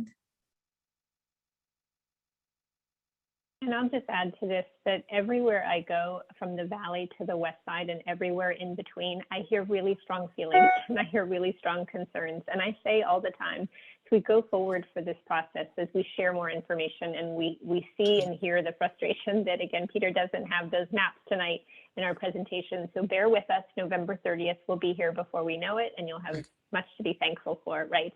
But this is where the input is going to be critical to the environmental process. Great, and thank so you. we welcome your strong feelings. So I know Nikki Miner's been waiting a long time. So Ms. Miner, then Mr. Schlesinger, then Ms. Roy. Nikki, you can unmute.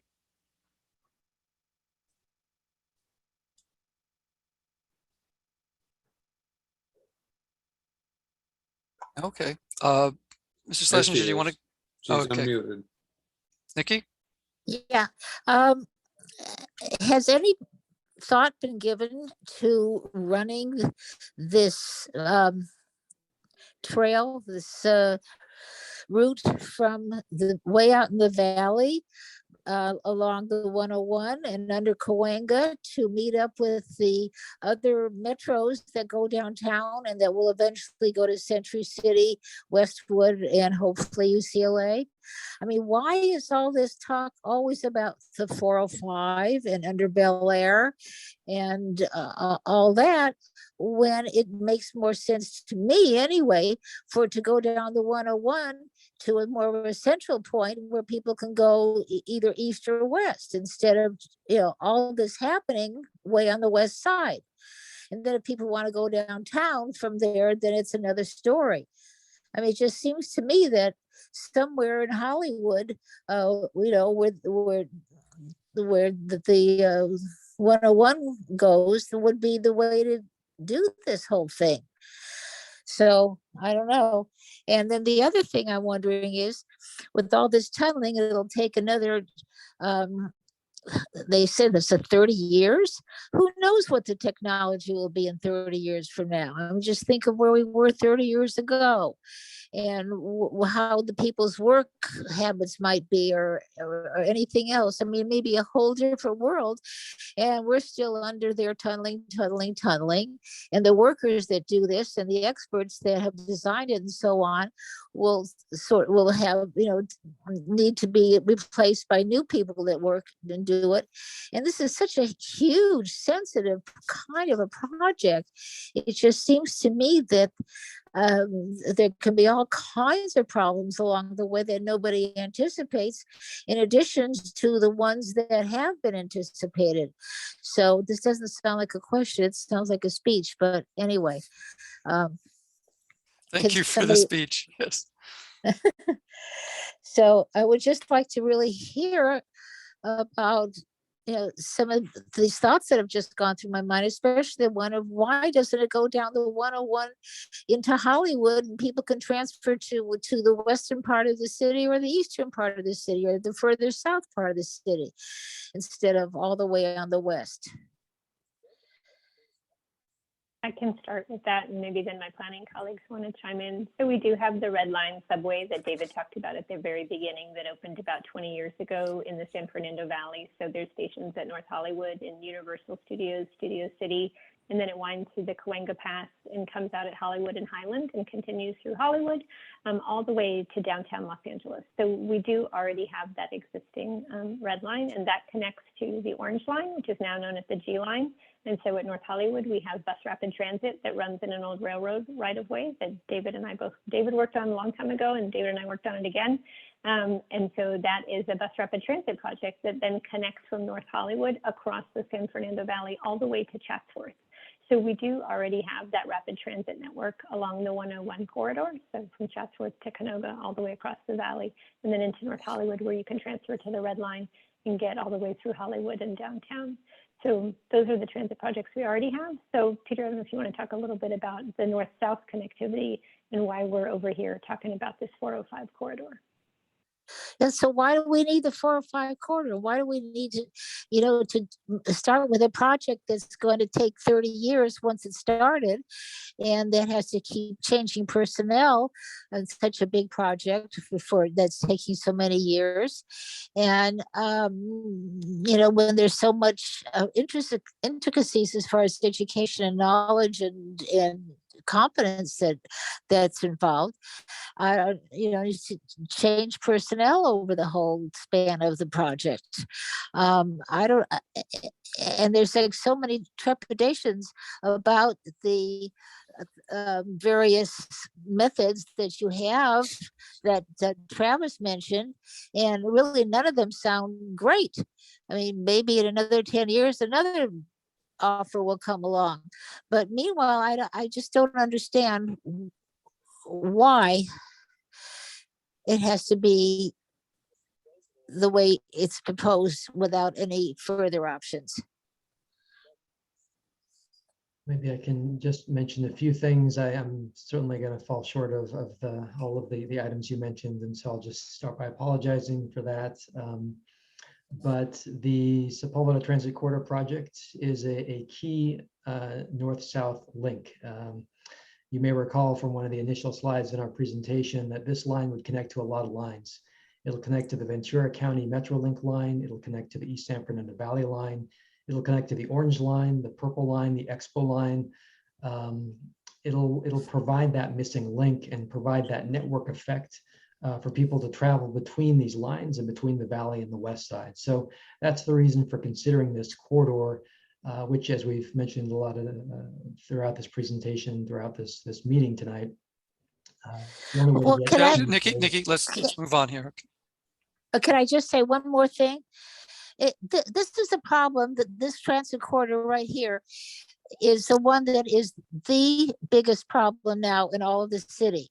So if there could be some sort of an interim solving of this problem, like, buses lined up one behind another, or I don't know what, and some kind of immediate answer to the problem. But here it is, the worst problem, and it's going to take 30 years to do something, to finish something about it. So I'm not going to say don't do it. Maybe it'll be a wonderful thing in 30 years, but there should be an interim way to solve the problem as well.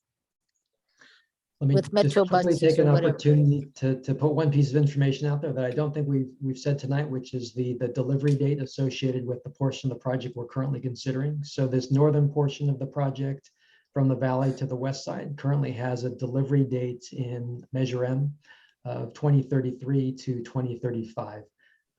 So that's less than the time span that you've referenced there, but that's the current schedule that we're working under. Okay, thank you. So we have now the hands keep coming up now. So here we go. Schlesinger, Roy, Wayne, and Spradlin. And then Andre, if no one else, we'll get back to you. So Bob, go ahead. Yeah, I have a couple of questions. I saw the 405 being built the late 1950s. I overlooked the 405 being built. I overlooked the widening of the 405 a few years ago. And my comment at that time was, by the time they finish widening it, it's going to be obsolete. It's not going to be able to handle the additional traffic that'll be traveling at that point. And for the most part, I believe I was right. Okay. What makes this commission think that in 30 years, that technology will not change to the point where it will become obsolete before it is active?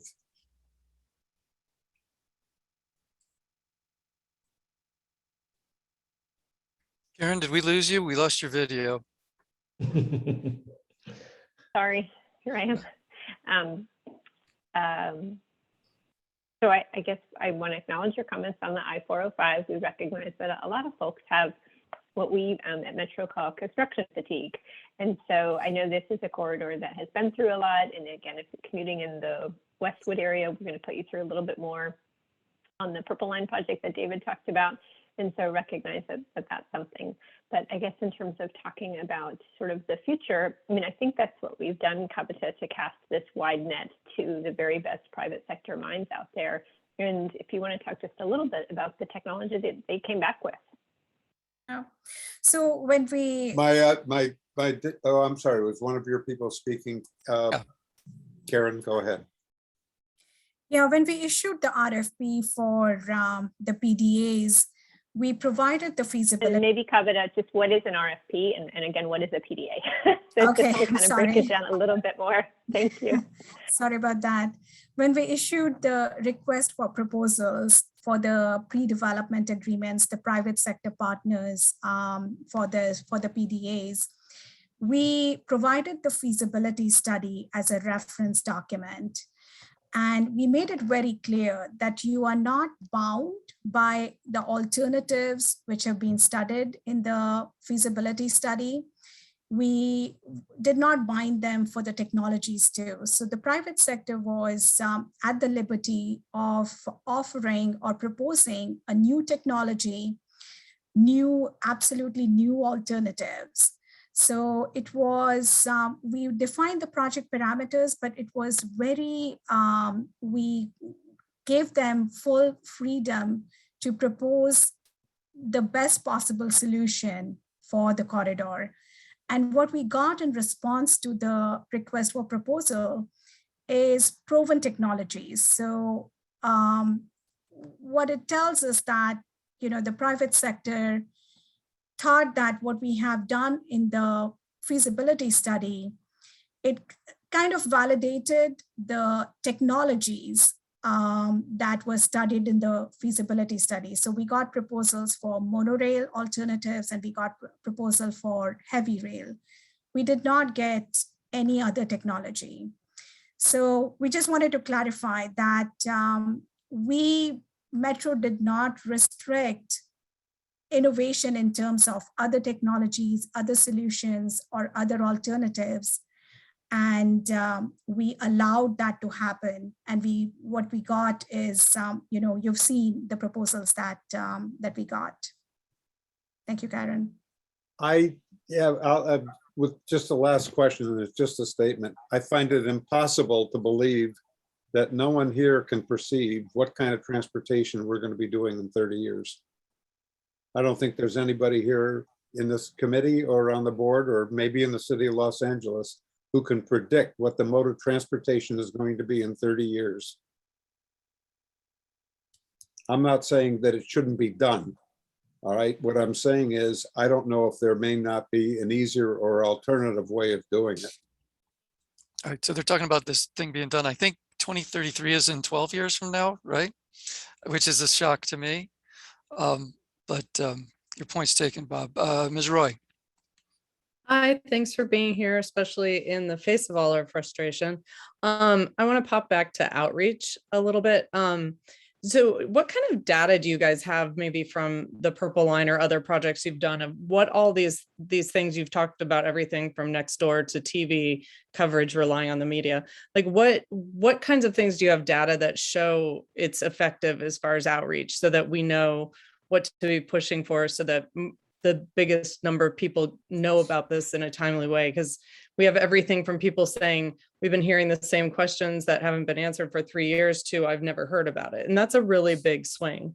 So if you have any kind of data. And then second question related, are there other cities you guys look at, or the private sector companies you talk to look at when they are making these proposals and doing this? Because I just keep sitting here thinking, like, what are some like practical, easy to relate to ways to help people understand what you're doing? Are there other cities we can look at who've done something through a pass like this with the 80 to 800 feet and it's been effective? That, you know, things we can look at that are in other cities that I know we're very big and very special, but it's always good to look at other places. Sure, I can take the first one, and then Kavita, I don't know if you want to speak a little bit about sort of the international experience in some of your teams, but so, you know, we're talking about government dollars, right? So I'm a steward of the public trust in government dollars. So absolutely, we are measuring the outreach that we do to try to figure out what is, you know, what had the most impact. So if we're doing a social media ad buy, you know, how many clicks did we get on that? And the most important thing is how many comments are we receiving, right? So not just about, I mean, it's about how many people are showing up in our virtual rooms, in our in-person rooms, how many people are we engaging with? So during the feasibility study, we received over 1,200 public comments. And so at each round, we are looking to see how many people did we reach? How can we continue to reach people? And so we measure all of that, right? So, I mean, those are some of the metrics that we look at in terms of like how we engage with people, how many people, hardly anybody calls us on the phone anymore, but we have a hotline so that people can call us on the phone if they want to, but we can measure how many people click on our website. When we come out for scoping, we'll have a number of ways that people can get in touch with us to give us their comments. So you'll be able to leave messages on our project hotline. You'll be able to send us emails. You'll be able to go to our project website and find that material. We'll have these virtual scoping meetings. We'll invite you. We'll share all the different ways to give comments. And so we hope that people will then take those and submit them, right? And then Peter and Kavita have a lot of information from the public. And so with every round of public input, we'll continue to try to do better and do better. But I'll tell you, no matter what our experience has been, and David and Rick know this, when we show up for heavy construction, we still have people who say, I had no idea this project was coming. I had no idea this was going to be here. So we do our best at every stage to bring folks along with us. And then we do a really, you know, outgoing job during construction relations. So if there are folks who join us for the very first time at the start of heavy construction, then I have a whole set of colleagues who really have field offices out in the community. So this is what's happening on the Purple Line right now. So we have colleagues out in the field working with people. Rick's team is about to set up field offices for the Van Nuys Light Rail project. So this is the work that we do as we move forward. And so we want to bring the community along with us as much as we can. And I find that getting networks of people like neighborhood councils and sort of trusted resources is a really good way for people to share information, because they know you, they trust you, they're used to getting information from you, and that really helps us get the word out. So with that, maybe I'll pass it to Kavita to talk a little bit about sort of technology around the world. Sure. So in selection of the pre-development agreement teams, we looked at all the experience that these teams bring. We looked at whether they have completed similar projects to what they are proposing in the US or in other parts of the world. We looked at He wrote plays where he had African Americans in his play. Go ahead. So we looked at whether they have completed projects or whether they have ongoing projects similar to what they are proposing. We looked at the qualifications of the personnel that they are proposing. So we looked at a lot of different criteria to see that they have the expertise of handling a project as complex as the Sepulveda Transit Corridor project. And I'm sorry to interrupt you. I think I might have made the question unclear. Karen was just saying it's helpful to have us have a good understanding and be able to talk to people about this. So I honestly was just asking, like, what are some other cities that have had similar projects so that we can have a really easy and real dialogue with people about this? Like, this is what happened in Chicago. I mean, I don't know that I can't think of a big pass in Chicago, but were there, I'm confident that the companies that did the PDAs have done work before. I mean, I hope I am, but I was just honestly looking for specific places that people might be able to relate to. I would say, if Peter or David, if you want to chime in on a similar project, which is, similar to the Sepulveda Pass. Maybe I can just make one quick comment, which is that we're building a lot of rail in Los Angeles, and we have a lot of recent experience in Los Angeles, and that people visit Los Angeles from all over the country and all over the world because we're doing a lot of work that others are not. And the Red Line, which we referenced before, is a great example because it is similar, and it is LA and it is Metro. And that's something that people can get on and ride today.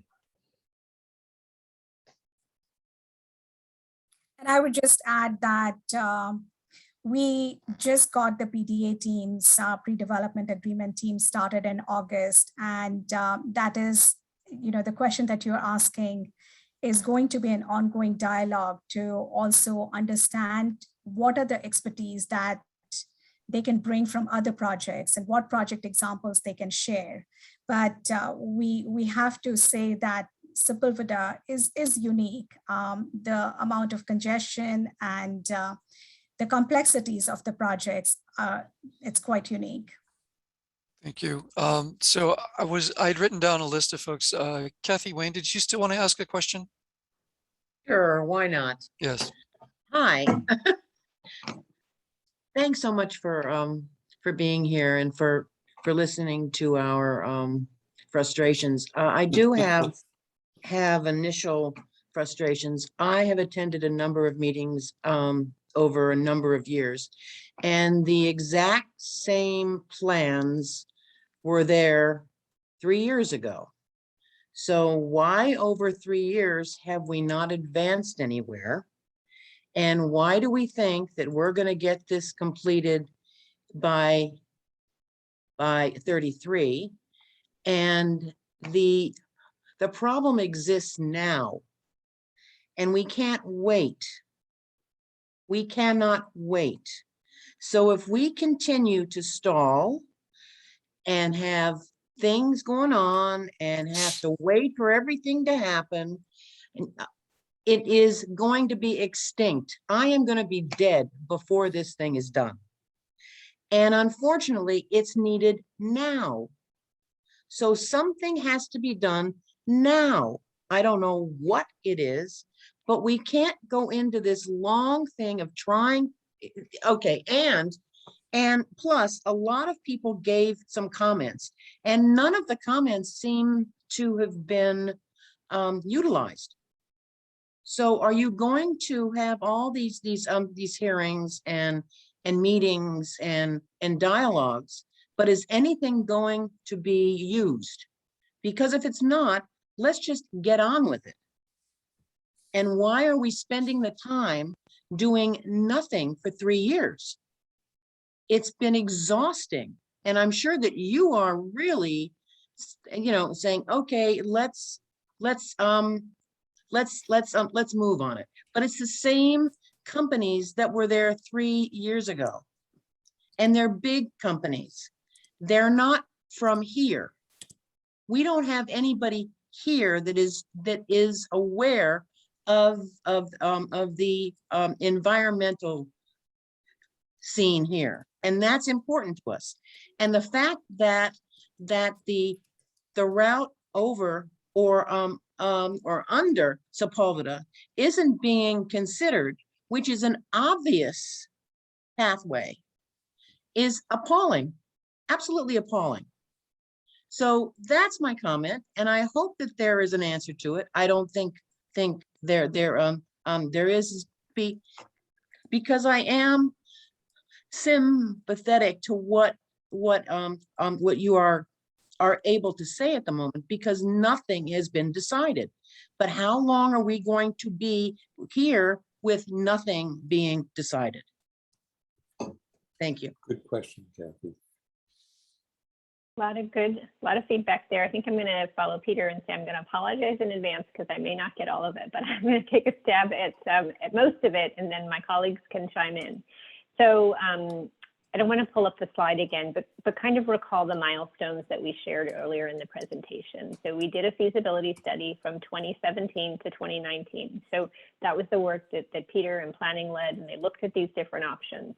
And then we turned it over to Kavita, and Kavita oversaw the release of the proposals to the private sector team. So as she explained, we took the feasibility study and we put it out there to the world and said, hey, here's how we looked at it, and you all bring your best ideas. And so that procurement process, which is government speak for finding our board awarding a contract and then actually bringing the teams on board, took a while. And you know, that's because we had a lot of work to do, and Kavita, I mean, we could go on and on about the extensive procurement process, right? And all the meetings and everything that led to the board and the board action, and then actually bringing them on and bringing them out to work for Kavita. So I recognize that that feels like a long haul. And so it's like, why hasn't anything happened? A lot of things have happened, but they've happened sort of behind the scenes because it's been a procurement process. So here we are finally at the beginning of the environmental process. And I think as David and Peter talked, we're not going to rush the environmental process, right?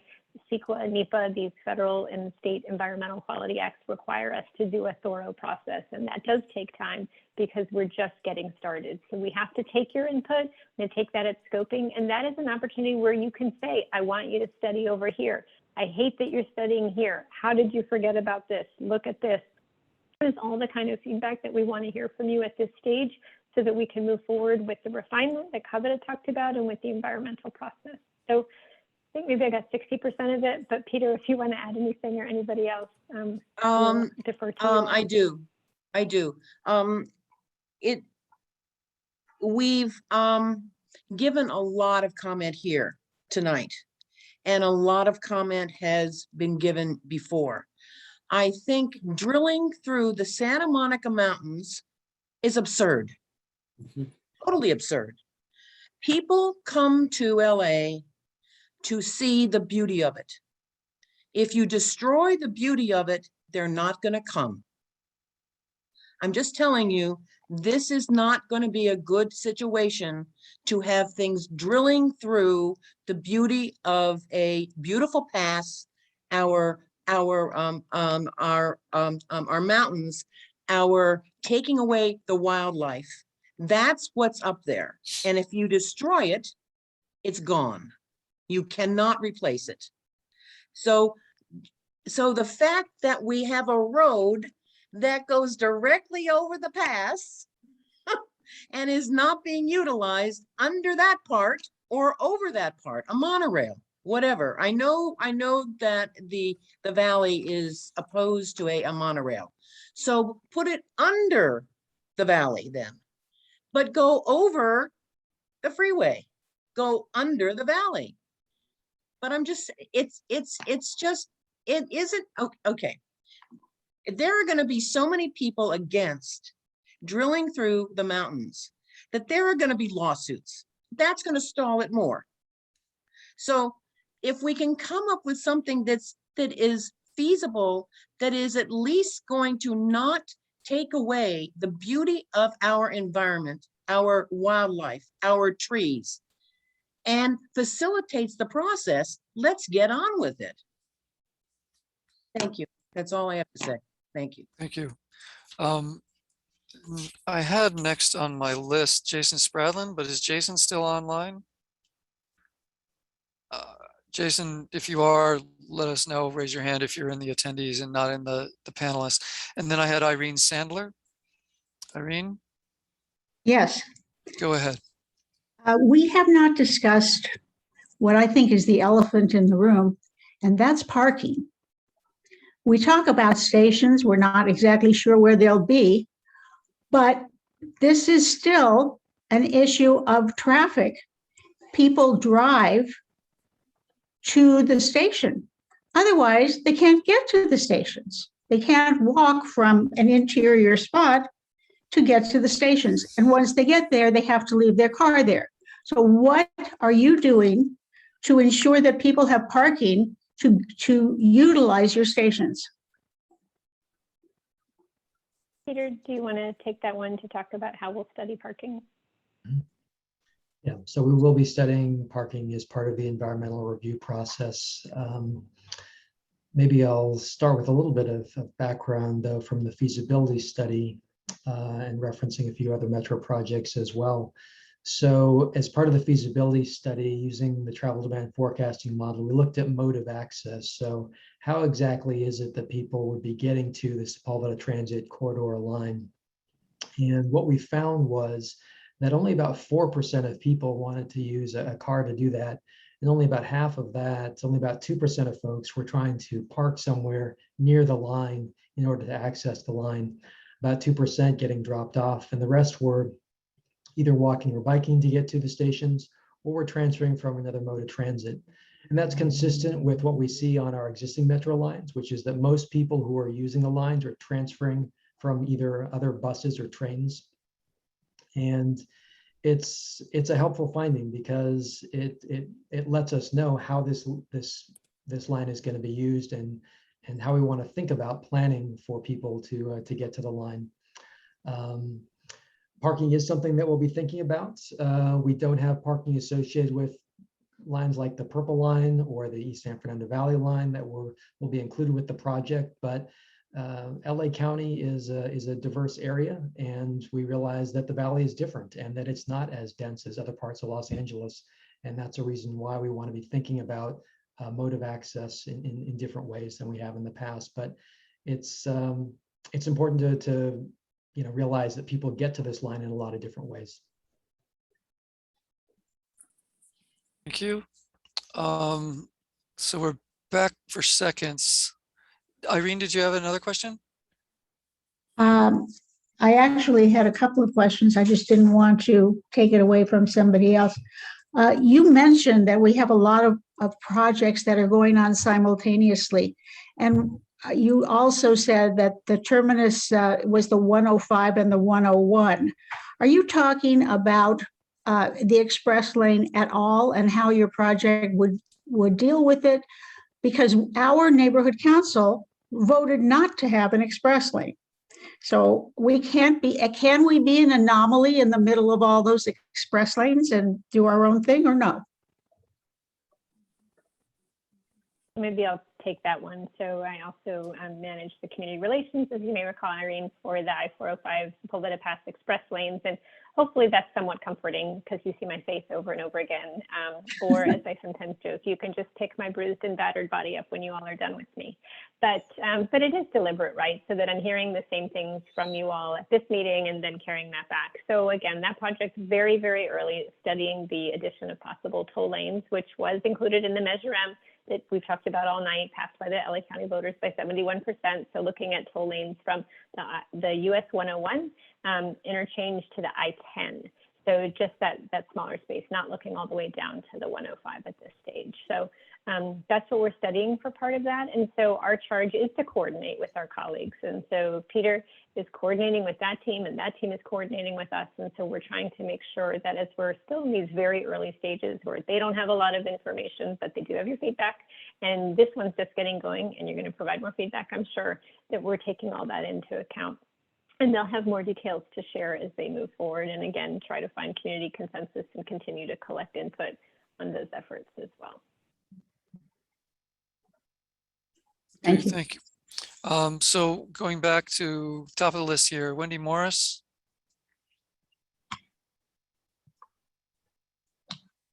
Wendy?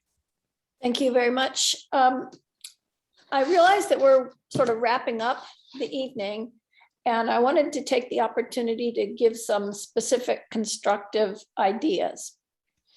Those are that it seems that by this point in this great project, it would have been decided whether or not there should be an on-campus station at UCLA.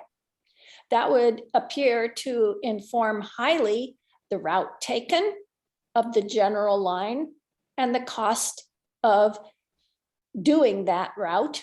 And since it would be a huge number of people using said station, that needs to be taken into the analysis of ridership. So I would encourage that that decision be made immediately so that the EIR can be as most useful as possible. Secondly, we are very aware of the crisis in the past and how it spills over into our side streets. And we are not the people generally on these roads for long distances, but it impacts us tremendously. Something that could be a 7-minute drive at one time of day can become a 45-minute drive at another time of day.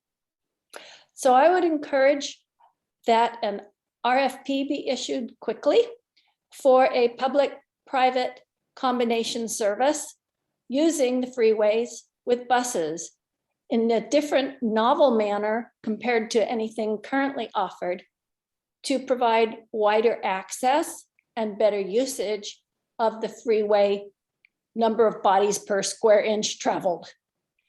So I thank you all for your time. And I just wanted to offer these 2 suggestions of practical input. Thank you.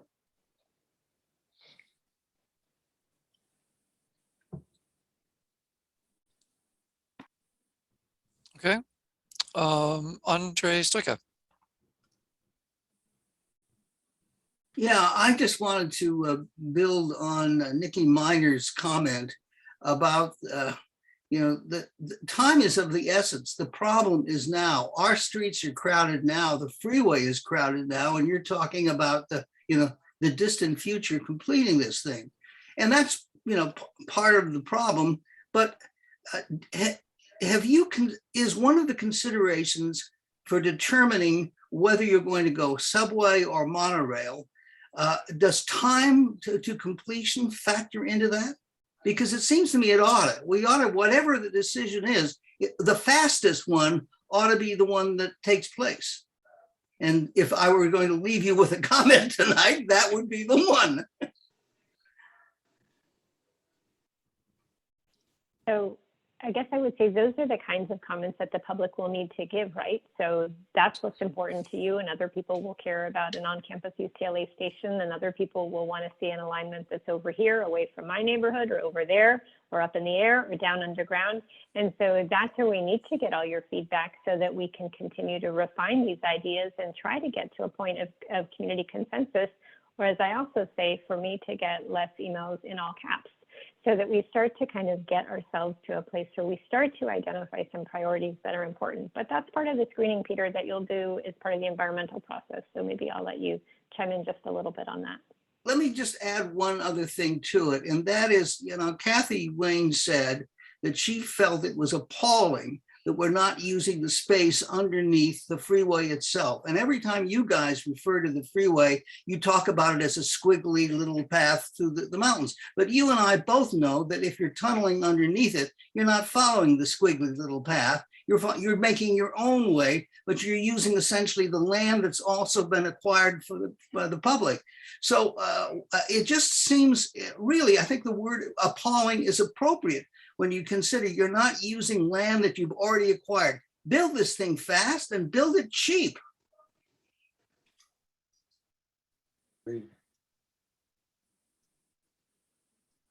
Okay.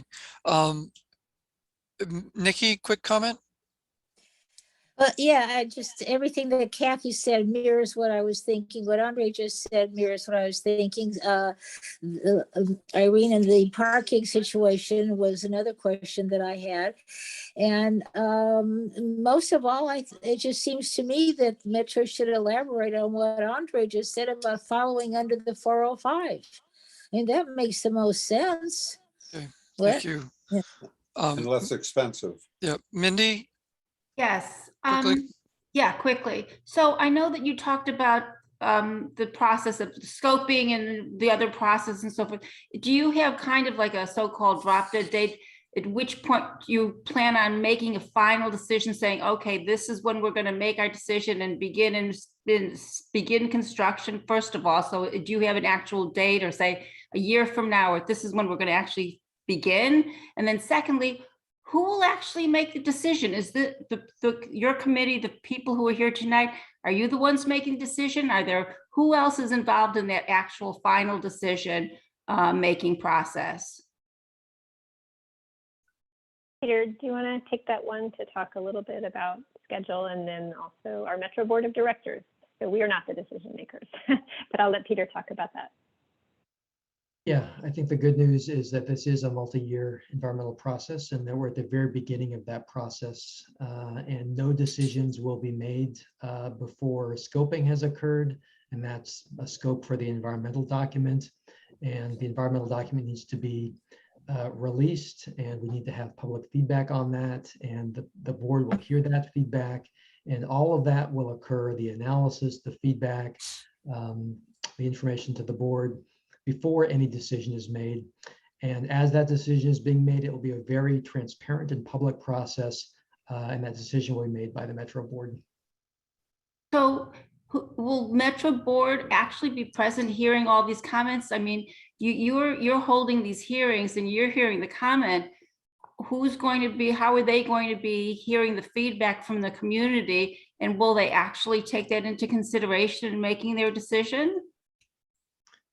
I can say that the Metro Board is very interested in public comment, and that every comment on the environmental document will be included in the report to the Metro Board. Yeah. Thanks. So if I could wrap up just a little bit here, I really appreciate the conversation and, Yes. and us trying to push on specific issues, because there's just things that we don't know at this point. And I just want to clarify a little bit here. When you start scoping, will that document have the 5 alternatives in it that are currently under consideration? There will be 5 alternatives that are like the project alternatives. And the question is, will you, but usually in scoping, one of the purposes of that is for the public to suggest alternatives that get evaluated in the environmental review process. So it could be you have these 5 alternatives that come out and the public says, you know what, you really need to analyze the environmental impacts of doing it under the 405 instead of doing it under somewhere else. And those alternatives that are evaluated in the environmental review, both under the federal law, NEPA, and the state law, CEQA, those alternatives then are evaluated. And when you get a draft EIR, which may be a year, 2 years after the scoping period, right? You've got a draft EIR that will have say the 5 alternatives that you've developed as like the project alternatives, and then maybe 4 or 5 other alternatives that get evaluated and brought forward and analyzed that came out of public comment that are, and then the sort of relative impacts of each of those, including for both of these processes, the no project alternative, because you always have to evaluate the impacts of not doing the project at all as a comparison. And the way this conversation has gone tonight, it feels like, and I think this is related to what Mindy Mann was saying, is that there's going to be a project, right?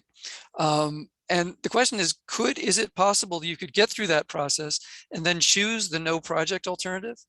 Or are you going to choose one of the build alternatives? Is that already baked in the cake? This is going to happen, that there will be some sort of a form of rail between here and there. Or is it possible that you'll pick the no project alternative? just as, and that's actually a question, if I can just stop right there. Is that an alternative? Is that a possibility? Can the locally preferred alternative be the no project alternative, or is that off the table at this point? David, I see you leaning forward. Do you want to take that Well, I one? can say that that's happened in the past. I think the Expo line died. It was killed at one point because there wasn't support for it, and the board didn't approve going forward with it. And then it took several years after that, and then it made a second recovery, and it was approved the second time around. The purple line, actually, the first design for the purple line on Wilshire Boulevard was 1925. So I guess there were several iterations of that purple line before it ultimately, became a reality.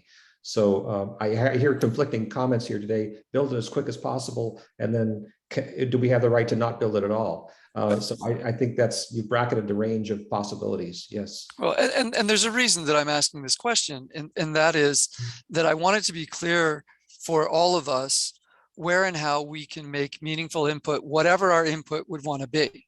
Right? Because I think there are probably here people on this meeting and certainly in this community that go the range from why isn't this already built to you're never going to build it. Right? And so what I'm hearing is you're going to come out with a scoping document. At that point, we or anybody can make requests about alternatives that you would analyze for their environmental impacts that maybe wouldn't get the same attention as the 5 that you're pursuing. I would hope, I don't know this is the case, but I would hope that the public comment on scoping would influence how those project alternatives that you develop are actually finalized in the process of preparing the EIR. Because one of the other things that's essential when you get to the draft EIR, EIS stage is that there's a stable project description, which is another one of my concerns about this project construction, is that you're working with 2 contractors, third parties, separate relationships. How do you get a solid, stable project description out of them while you're going forward and sort of starting to fly the plane while you're building it with the person who's going to build it, right? It's going to be challenging. And I would just say, and I think that the point at which those projects have to really be locked in is the draft EIR stage, right? And that's in like 2 years when you have a real description of what these alternatives are going to be. I think, so I just want to make clear that we can have you're taking input and you will consider alternatives through the scoping period, which is till next February 11th, on what the alternatives are and what they look like. And that your input on your project alternatives that are your ones, those you're taking the input that's already been received during the scoping process and developing those with your contractors at this point right now. And maybe some of the things that we say here filter back to those conversations. We can only hope that they do. And the other thing that I want to really highlight, if we can get, is because of the concern that was raised about it and the lack of understanding, so that we don't have to have this secondhand, is if you can get us to Air-Beverly Crest Neighborhood Council a copy of an easement agreement for someone who had their property built on the purple line. We don't need the address, we don't need the deed, but they obviously exist. And we heard some comments from one of our stakeholders here and longtime involved community members about what those agreements involve. And so that seems to be a fact that we could get out of this meeting as a real concrete things, like what's a standard agreement look like for the worst case scenario, which is like the thing is going 80 feet under your house. What's that agreement look like, so that we can have some information to share and not have to play telephone or listen to other people, but know and be able to actually see what that language looks like, so that we know what we're responding to, both as a neighborhood council and as sets of homeowner groups that and residents groups that are represented on this council, and as individuals that are in this community and interested in the process. So if that's a possibility, I think we'd all greatly appreciate it. Yeah, and I've already reached out tonight to my colleagues. I think there may be some rumors and some misinformation out there about not being able to do construction in driveways. And I've never heard this before. So I've already reached out and can absolutely follow back. So let's use this opportunity and share information and see the actual language, the actual template language for one of those agreements. And with that, I can't tell you how appreciative I am, and I know I speak for everybody here on the board and everybody who's shown up, and everyone who will see this later on the video, to sit down here, have these conversations, say everything that you can, and recognize and hear both the encouragement and frustration on various parts, because I'm sure this job is equal parts of both, and that we'll continue to stay engaged in this process, and this helps us to better formulate our points of leverage, including things like, if I'm not mistaken, there's a city council member who's on the Metro board, right? And the mayor gets a seat on the Metro board. And there are avenues through which we can influence the choices that are made that go the political route as opposed to the staff route here. But having this conversation lets us understand and see that. And we want to thank you all for sticking with us here for 2.5 hours and 2 minutes on a weeknight. And thank you so much for doing that. Yep. No, and I know I speak for everybody in saying that. So have a great evening, everyone. We have no more business before us, so the meeting is adjourned. Thank you very much for coming. Take care, everybody.